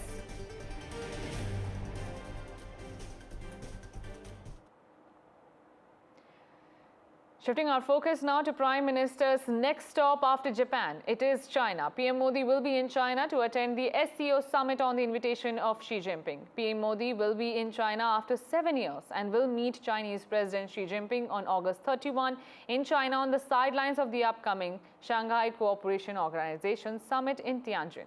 The two-day summit will have 20 world leaders, including Putin, in advance. Now, on the sidelines of the summit, the Prime Minister is expected to hold bilateral meetings with several leaders attending the summit. Both India and China continue to ease tensions following the deadly border clashes in 2020. And my colleagues Gauri Dwivedi and Aditya Rajkol have been in China reporting on how this visit will look like. Take a look at this report. Why don't you walk us through this particular picture that you have in front of your hands? Yeah. Sure. These Yeah, go ahead. Yeah, yes. these are the pictures of Mr. Modi. We did a lot of discussion on China-India economy, and he was very keen on growing rapidly in Gujarat and in all over India of the way China was progressing. And I think Indian investments have come well, FDI in India, but then it is not again to the potential. A lot more that can happen. Yes, yeah. lot more. You're also somebody who's been sort of the person knowing the palate of the Prime Minister, isn't it? When he was the Chief Minister, then he used to visit your restaurants, and even now you're very closely involved with all that Prime Minister will be taking. Yes, we had the honor of serving the Prime Minister in 2006 at our restaurant, and we are again very excited to do the same during this visit. In fact, in previous visits also we had the opportunity of serving the Prime Minister. He's known to enjoy his Gujarati cuisine. Is that something that, any specific demands that come your way, or is that you already know what the Prime Minister likes? Not necessarily. There are times when we present a menu and then he would like to choose something from that. It would be vegetarian for sure, and some Gujarati as well as a lot of Indian choices also. Prime Minister Narendra Modi, for the first time in the last 7 years, would be visiting China. In fact, after the Galwan attack in 2020, there hadn't been any major dialogue that had been taking place apart from the recent one in Kazan. But this is a very significant visit that's taking place, where Prime Minister Narendra Modi in the next few hours would be leaving Tokyo in Japan and coming here in Tianjin, China for the SCO summit, but also for the very crucial and critical bilateral that will be taking place between President Xi Jinping of China and Prime Minister Narendra Modi. There would also be the big bilateral between the Russian President Putin and Prime Minister Narendra Modi. The big talking points, of course, have been decided during the talks between India's NSA Ajit Doval and the Chinese Foreign Minister Wang Yi, in which it was decided that there will be some crucial steps that will be taken by Beijing and New Delhi. This included people-to-people contact, the sharing of the important hydro data, and apart from that, a direct flight that is likely to take place between China and India in the next few weeks. Could there be very crucial announcement that would be made? It's quite likely. But will this also resonate in some kind of the kind of spirit that we saw during Chennai Connect or the Wuhan spirit?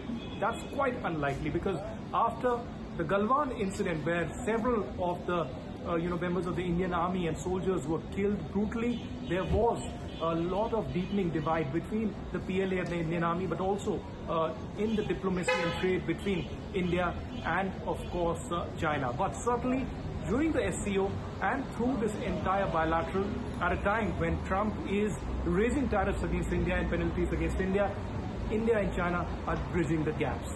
Certainly, it's a beginning of a step in positive direction between these two neighboring countries. And all eyes will be on Prime Minister Narendra Modi's China visit. Our team of reporters are already on the ground covering each and every aspect of this meeting and how Modi and Xi Jinping meeting will look like. Any crucial statements, any update that will come only first on NDTV. So don't go anywhere, keep watching NDTV. We will be right after this short break.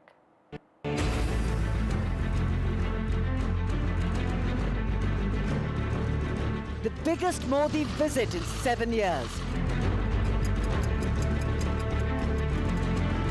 The biggest India-China icebreaker. The biggest angle of the tiger and dragon. NDTV reports from Ground Zero, China. NDTV is the first Indian media crew that has reached here in Tianjin in China to cover the SCO summit. The news breaks, the body language, the mind games of a new beginning. We at NDTV will keep getting you every aspect, every update, every development first from Tianjin.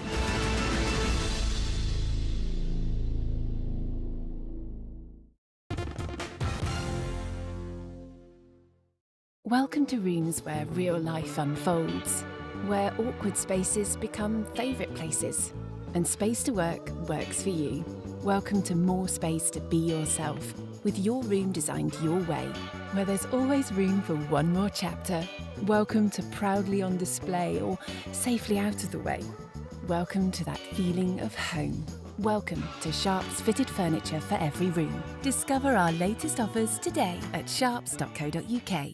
Babes, how was roaming in Italy? Oh, stunning. Didn't cost me a penny. What, the new fella paid? No, hun. Labara. No roaming fees. Bet the signal was awful. Full bars, hun. Well, you get what you pay for. Nah. Big mobile networks charge you more for what's really the same thing. You and the hubby need a better package, babe. Labara, the smarter mobile network. Think they can sort his package in Turkey? I'll do the travel arrangements this time. Okay, just call Southall Travel. I've got this. When you try to make travel arrangements yourself, things can get complicated. With multiple airlines, hotels, and booking sites, the choice can be overwhelming. Trying to fit everything together can drive you up the wall. I give up. Hello, Southall Travel. Southall Travel can help you arrange flights and package holidays anywhere in the world. Call us 24/7 for the best prices and impartial advice. Done. I'll do the packing.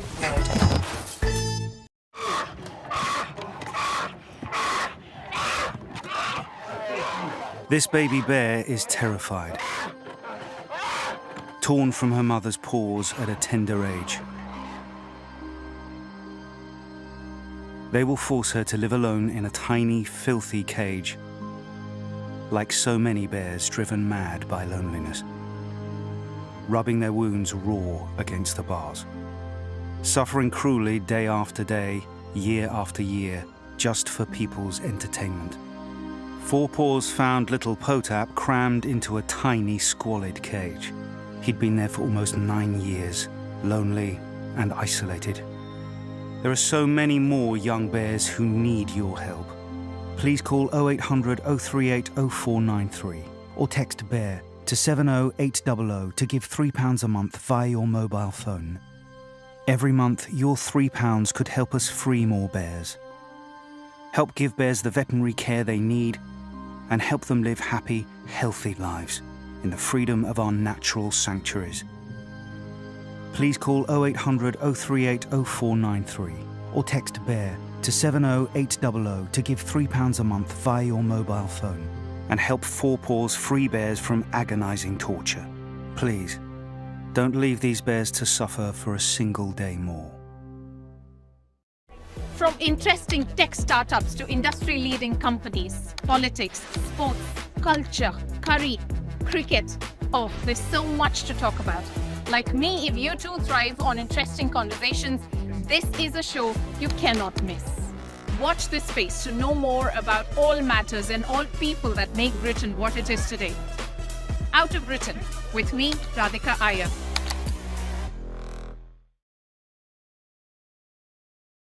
In today's interconnected world, India's voice is more crucial than ever. When India speaks, the world listens. At NDTV World, we are that voice, bringing you intelligent and insightful news from India and beyond. From geopolitics and diplomacy to economic shifts, migrations, tech disruptions, and the stories of our diaspora. We cover the news that shapes our global future. NDTV World, your new home for global news, is here.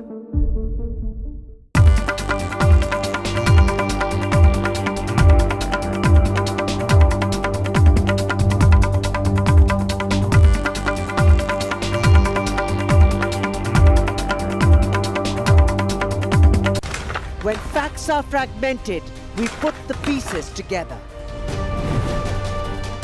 Where power collides with truth, we are there. Behind me is that massive security arrangements that are in place.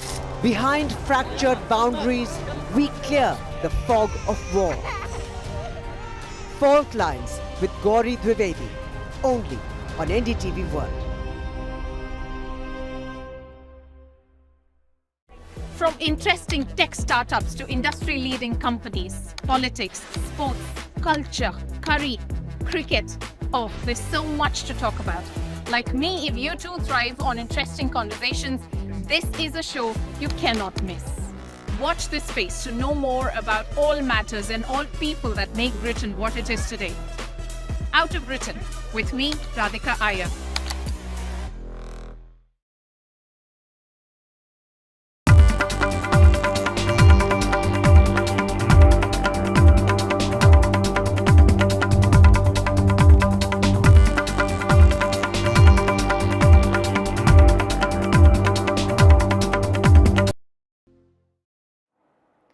Lovely Professional University founder Chancellor Dr. Ashok Kumar Mittal has announced a complete boycott of American soft drinks, including Coca-Cola, across the university campus, marking the start of his nationwide Swadeshi 2.0 campaign. The announcement came shortly after the United States doubled tariffs on Indian goods, raising duties to 50%. Take a look. जो हमारे हाथ में था कि हम university campus में American beverages बेचते हैं, हमारे वेंडर्स हैं सब, तो हमने अपने कैंपस से अमेरिकन बेवरेजेस का बायकॉट कर दिया, उसको पूर्ण रूप से बैन कर दिया, बहिष्कार कर दिया। उसका मकसद ये था कि शायद उनको रियलाइज हो, ट्रम्प साहब को, कि जो चीज़ वो इंडियन कंपनी से कर रहे हैं वो उनकी कंपनी के साथ भी हो सकती है। तो जो मैं एक छोटा सा इनिशिएटिव ले सकता था वो मैंने लिया, लेकिन मुझे खुशी है कि इस इनिशिएटिव को सबसे पहले जो मुझे सपोर्ट मिली, मेरे एलपीयू के स्टूडेंट्स ने बहुत सपोर्ट किया और उन्होंने भी पूरे खुले दिल से इसका समर्थन किया। सर, ये पहली बार नहीं है कि जब हमने कोई चीज़ें बैन की हैं। जब हमारा चाइना के साथ कॉन्फ्लिक्ट था, हमने तभी चीज़ें बैन की, ऐप्स बैन किए, और अब हमारा अमेरिका के साथ कॉन्फ्लिक्ट है on the basis of economy and tariffs. तो अब हमने हमारी यूनिवर्सिटी ने ये संकल्प किया है कि हम इनकी कोल्ड ड्रिंक्स जो हैं उनको बैन करेंगे, सॉफ्ट ड्रिंक बेवरेजेस हैं, और हमारे लिए हेल्थ बेनिफिट के लिए भी अच्छा है, इकोनॉमी के लिए भी अच्छा है। हमारे पास और इकोनॉमिक पर्सपेक्टिव खुलेंगे हमारे बच्चों के लिए। हमारे पास हेल्दी ऑप्शंस हैं ड्रिंक्स के लिए, जैसे लस्सी है और अदर सॉफ्ट ड्रिंक्स भी हैं जो हमारे इंडियन ब्रांड है, हम उनको बढ़ावा देंगे और उनका प्रमोशन करेंगे। तो हम इनसे खुश हैं, हम वेलकम कर रहे हैं हमारे डिसीजन को, और हमें लगता है कि पूरा देश हमारे साथ खड़ा होगा। मैं पहले तो बताना चाहता हूँ कि मैं बहुत खुश हूँ और बहुत खुशकिस्मत हूँ कि मैं इस यूनिवर्सिटी का छात्र हूँ, उसका पार्ट हूँ, जिन्होंने कोका कोला जैसे ब्रांड को पूरी तरह से पूर्ण बहिष्कार किया है। और इसका करना मैं समझता हूँ आज की तारीख में ज़रूरी भी बहुत है, क्योंकि जिस तरह से 50% टैरिफ ट्रंप ने हमारे अभी देश पे यहाँ पे इम्पोज कर दिया है, उसके देखते हुए समझ में आता है कि ये बहुत गलत तरीके से हो रहा है। उन्होंने अपने कुछ परसेंट छोड़ दिए जहाँ पे उनको फ़ायदा होता है, और जहाँ पे हमें फ़ायदा होता है उन्होंने वहाँ पे बहुत ज़्यादा नुकसान देने की पूरी कोशिश की है। तो ये बहुत अच्छा है आइडिया। इसके अलावा मैं ये भी कहना चाहूँगा, हमारे यहाँ बहुत सारे स्टार्टअप हैं जो ग्रो करना चाहते हैं, एग्जिस्टिंग स्टार्टअप्स हैं, उनको अब एक अपॉर्चुनिटी मिलती है यहाँ पे कि वो ग्रो कर सकते हैं। सर, मैं खुशी समर्थन करता हूँ, क्योंकि ये निर्णय सिर्फ लवली प्रोफेशनल यूनिवर्सिटी का नहीं होना चाहिए। मेरे मानने में पूरे भारत का ये निर्णय होना चाहिए। जितने भी बाहर के बेवरेजेस ब्रांड है, खास करके अमेरिका, क्योंकि अमेरिका ने जो टैरिफ लगाया है अननेसेसरी टैरिफ है, इसका कोई मतलब नहीं है, कहीं पर जस्टिफाई नहीं होता है। तो we need to ban such products जो बिग मार्केट हंग्स है और इंडिया से है ही नहीं, वो बाहर के हैं। तो it's opportunity for Indian small scale businesses जो स्टॉल, मतलब जो बिल्कुल स्ट्रीट पे जो ठेले लगाते हैं। सर, हम बचपन से गन्ने का जूस पीते आ रहे हैं, सत्तू पीते आ रहे हैं, और ये गांव में बहुत प्रचलन है, और शहरों में ये लोग कोका कोला वगैरह ऐसे ब्रांड्स को पीते थे। तो क्यों ना अब इस मौके को, इसका फ़ायदा उठाया जाए, और जो स्मॉल स्केल बिजनेस जो सड़कों पे ठेले लगाते हैं, तो उनको मजबूत किया जाए, उनको स्ट्रॉन्ग किया जाए, rather than giving it to some other nation. So when I first heard about this, it was really shocking, because as a student, drinks, soft drinks, everything has been a big part of my life, you know. But when I looked into the matter and I heard about him, I mean our Chancellor Sir, banning drinks on the 15th of August, so I looked beyond just banning drinks. It is, you know, it is a high initiative. It is really important for our health. He is not just protecting students' health from, you know, lifestyle diseases and everything. This is also like glorifying the Indian brands. Our Chancellor Sir, the Chancellor Sir, has introduced this ban, and he is going for Swadeshi 2.0 by banning the American drinks in the LPU campus. And it's a great initiative, I suppose. It is not only a support to the Indian system, but it is a support to the Indian economy also in a way. We are banning the American drinks, but in another way, if we see it, we are promoting our Indian drink. In an exclusive interview with NDTV, former Finance Secretary of India, Subhash Chandra Garg, breaks down the US-India flashpoint over Russian oil. Listen in. Mr. Garg, that CLSA research report says there that the benefit to India really, as far as cheap Russian oil goes, is far less than what has been portrayed previously, $2.5 billion as opposed to estimates of 10 to 25 billion. That kind of debunks Trump's claims. But on the other hand, I'd like to know if this still makes sense for India to be buying Russian oil because it's not as cheap as before. Do you think that if we stop, it would be caving into Trump and we'd be bullied further? I think this computations of what actually the gains are is a very difficult thing to do. The easiest way probably the people will do is that on a day, what is the global or Dubai price for us, and on that day, what is the Russian price to us? And that discount is something which is taken as a kind of gain. Again, there is a question, I think that is what CLSA report also brings out, that this headline discount over the price and the landed cost to India, taking into account the shipping, insurance, and other kind of costs. So in case we are actually able to compute the landed cost vis-a-vis Dubai to Russian oil, that is what should be taken as the real gain. That unfortunately is not easily available. So then that is where the estimates or the guesstimates take over. And someone will tell you that it's 10 billion, 25 billion. They don't do it in the annual context, while the CLSA report tells you about the annual context. And also that this is going down over the years and it's reducing. But all in all, so if Trump wants to use it as a kind of sword to sort of punish India for not agreeing for his tariffs, then he can use it. You can put any number. It doesn't make any difference. Right. But Mr. Garg, which version are you buying if, so to speak, Russian oil is not as cheap as before?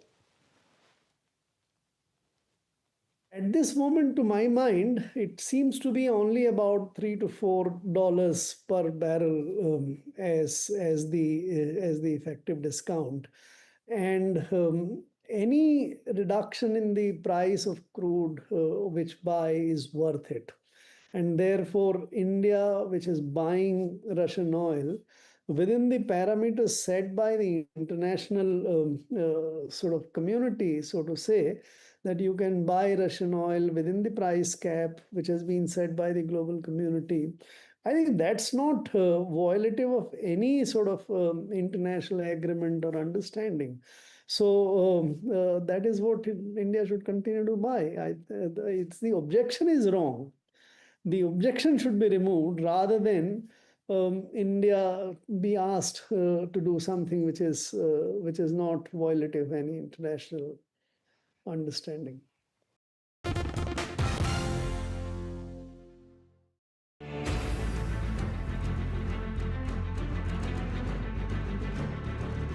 The biggest Modi visit in 7 years. The biggest India-China icebreaker. The biggest angle of the Tiger and Dragon. NDTV reports from Ground Zero, China. NDTV is the first Indian media crew that has reached here in Tianjin in China to cover the SCO summit. The news breaks, the body language, the mind games of a new beginning. We at NDTV will keep getting you every aspect, every update, every development first from Tianjin.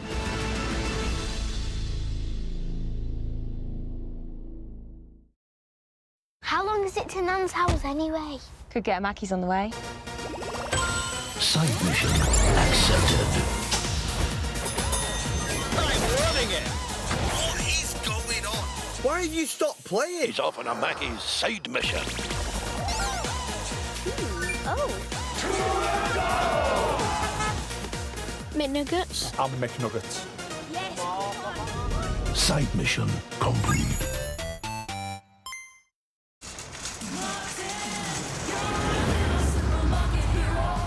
Shoppers like Martin are champions of the checkout by saving a super £35 when switching this big shop from Sainsbury's to Lidl. Trolleys? Too easy for Martin. Save with Lidl, the Which awarded cheapest supermarket in July. Vista Health means fast access to scans. Vista Health means rapid results. Vista Health means convenient locations. Vista Health means affordable pricing. At Vista Health, we know what your health means to you. And that's why we provide fast access to MRI, ultrasound, echocardiogram and other health scans, without the need for a referral or medical insurance. Get the answers you need. Book your scan today at vistahealth.co.uk. Hastings Direct is simple. Great cover, great price, and a great app makes us one of the UK's top choices when comparing car insurance online. Hastings Direct. Get that lucky cow feeling with luckycowbingo.com/bingo, the site that's bursting with beautiful bingo games. That's luckycowbingo.com/bingo. We all love a bargain, like these flatmates who switched to Vodafone and are now paying less for their full fibre broadband, which means they can still stream 2 shows at the same time. But for less. Still gaming with mates, but for less. It's easy to switch to reliable full fibre broadband for less from Vodafone. How was roaming in Italy? Oh, stunning. Didn't cost me a penny. New fella paid? No, hun. Labara. No roaming fees. Labara, the smarter mobile network. Let's play. Someone here is about to find out they've won Lotto, but who's the millionaire going to be? Maybe that guy, wondering, are crackers with the biscuits or the crisps? All in, buying a birthday card for a cat? Okay then. George is a millionaire. Get yourself a coat with sleeves. Lotto makes 2 millionaires a week on average. Will you be the next millionaire? Magic family moments deserve the perfect setting. A stylish awning from House is the ideal addition to your outdoor space. Available in a range of colours and finishes, and with the option of integrated lighting and heating, you can enjoy your outdoor space for even longer. Now that is magic. House awnings, made for life. This is so wild that I actually, from a dream, started a business. I don't think I could ever work for anyone else ever again. When facts are fragmented, we put the pieces together. Where power collides with truth, we are there. Behind me is that massive security arrangements that are in place. Behind fractured boundaries, we clear the fog of war. Fault Lines with Gauri Dwivedi, only on NDTV World. From interesting tech startups to industry-leading companies, politics, sports, culture, curry, cricket. Oh, there's so much to talk about. Like me, if you too thrive on interesting conversations, this is a show you cannot miss. Watch this space to know more about all matters and all people that make Britain what it is today. Out of Britain, with me, Radhika Iyer.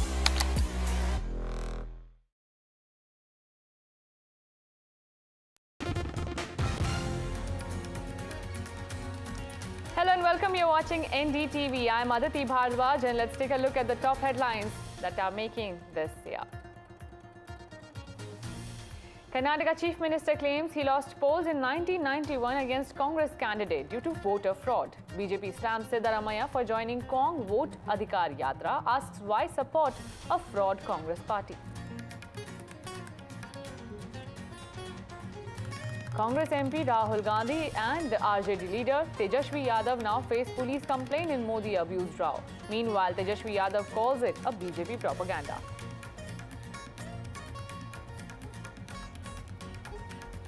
Prime Minister Narendra Modi on two-day Japan visit. Japan pledges $68 million investment in India. PM Modi positive of diversifying India-Japan trade basket.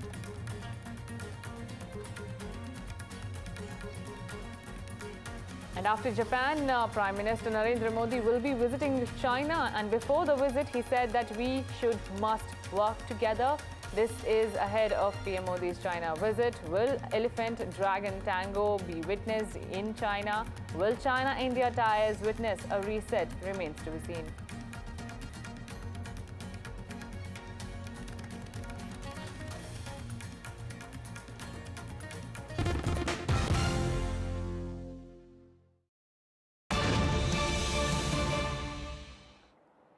And breaking news coming in at this moment, the Modi abuse storm escalates as RJD leader Tejashwi Yadav's recent remarks in a Vote Adhikari Yatra is being witnessed as a reply to the BJP's claim that Modi was abused in a rally which was organized by RJD and Congress in Bihar's Darbhanga.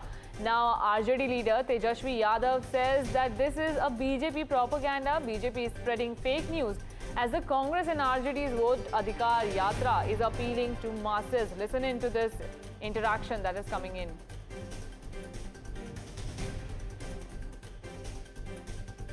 Modi ji,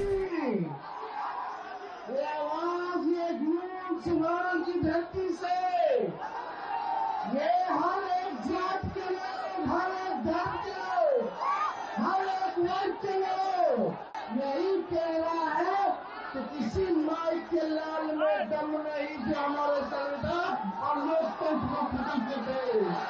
अब देख रहे हैं कि राहुल जी और हम लोग सब लोग यात्रा पर निकले, इनकी चोरी राहुल जी ने पकड़ ली, तो अब जो है झूठा एजेंडा प्रोपेगेंडा चलाने का ये लोग काम कर रहे हैं.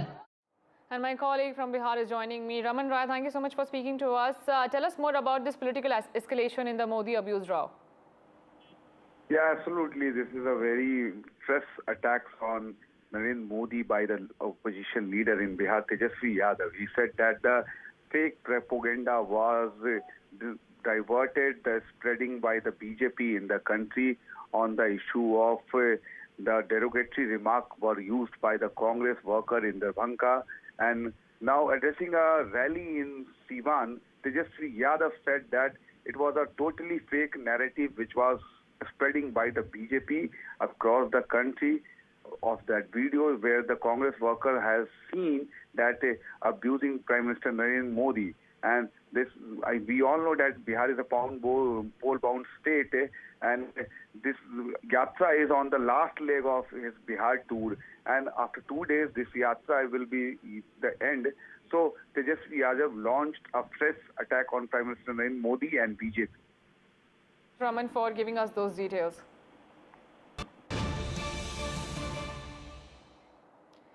And more breaking news coming in. Union Commerce and Industry Minister Piyush Goyal said India would not compromise its self-respect in trade negotiations with the United States.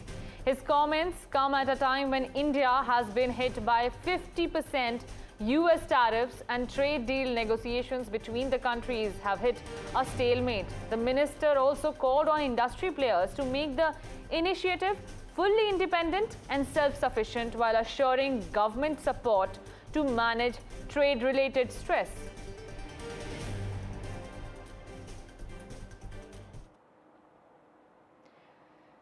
Shifting our focus now to Prime Minister's next stop after Japan. It is China. PM Modi will be in China to attend the SCO summit on the invitation of Xi Jinping. PM Modi will be in China after 7 years and will meet Chinese President Xi Jinping on August 31 in China on the sidelines of the upcoming Shanghai Cooperation Organization summit in Tianjin.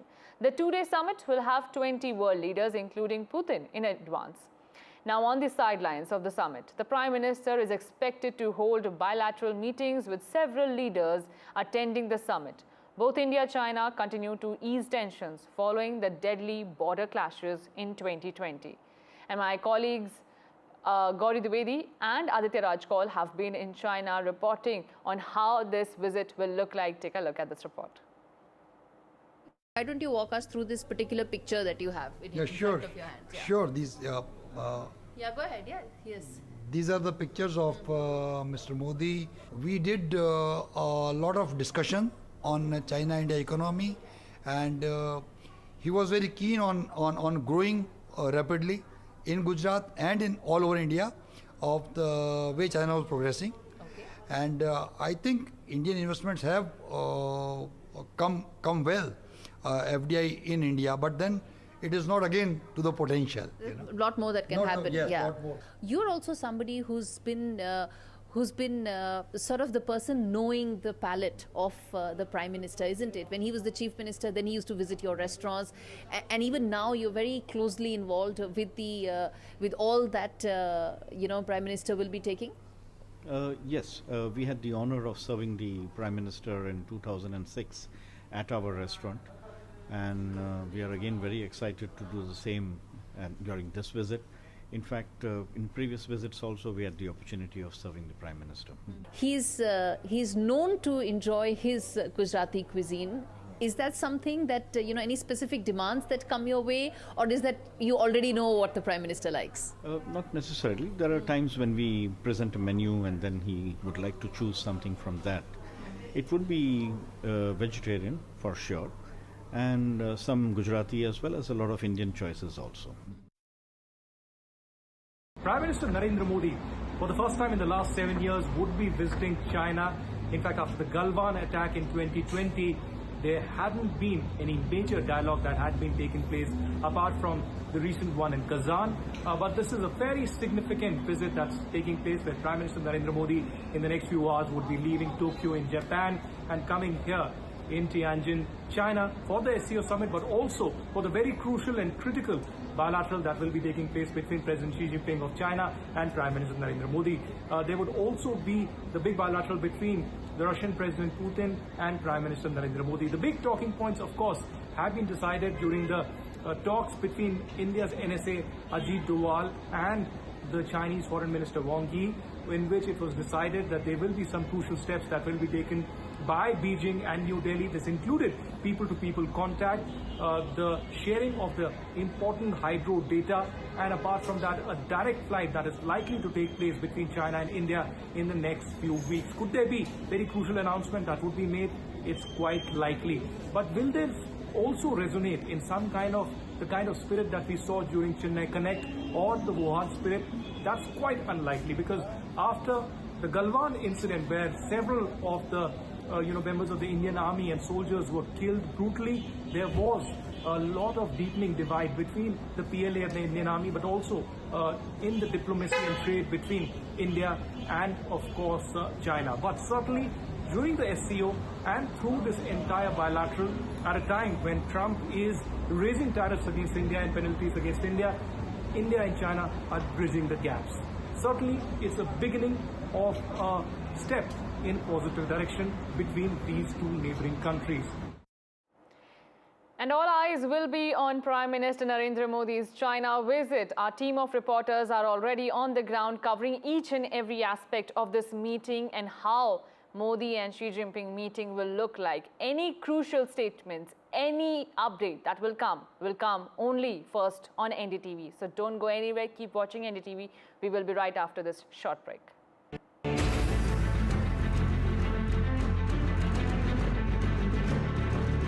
The biggest Modi visit in 7 years. The biggest India-China icebreaker. The biggest angle of the Tiger and Dragon. NDTV reports from Ground Zero, China. NDTV is the first Indian media crew that has reached here in Tianjin in China to cover the SCO summit. The news breaks, the body language, the mind games of a new beginning.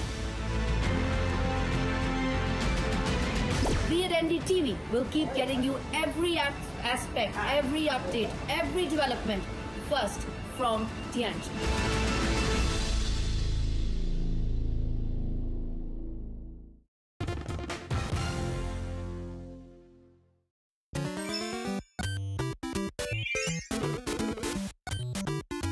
Spicy McNuggets side mission. McNuggets have leveled up. Maximum flavor.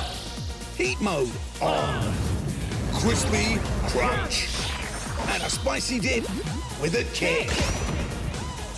Are you ready?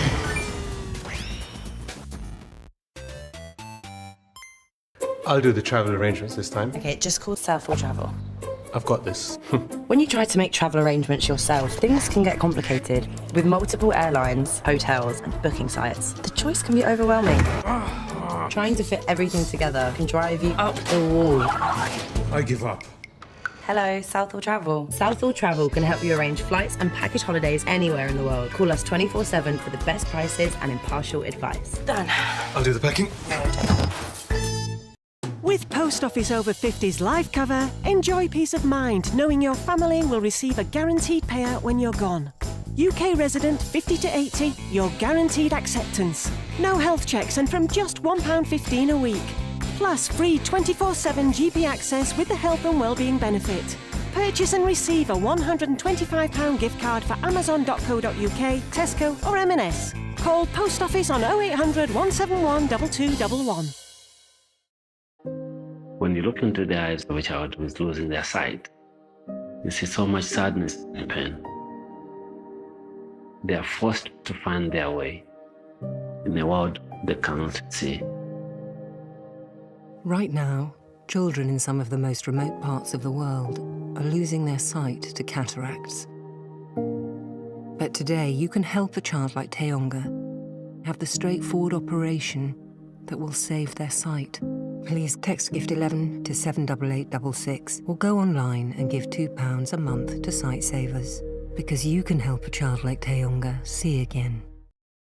Find a pet-friendly Italian restaurant with outdoor seating nearby and text it to Luca.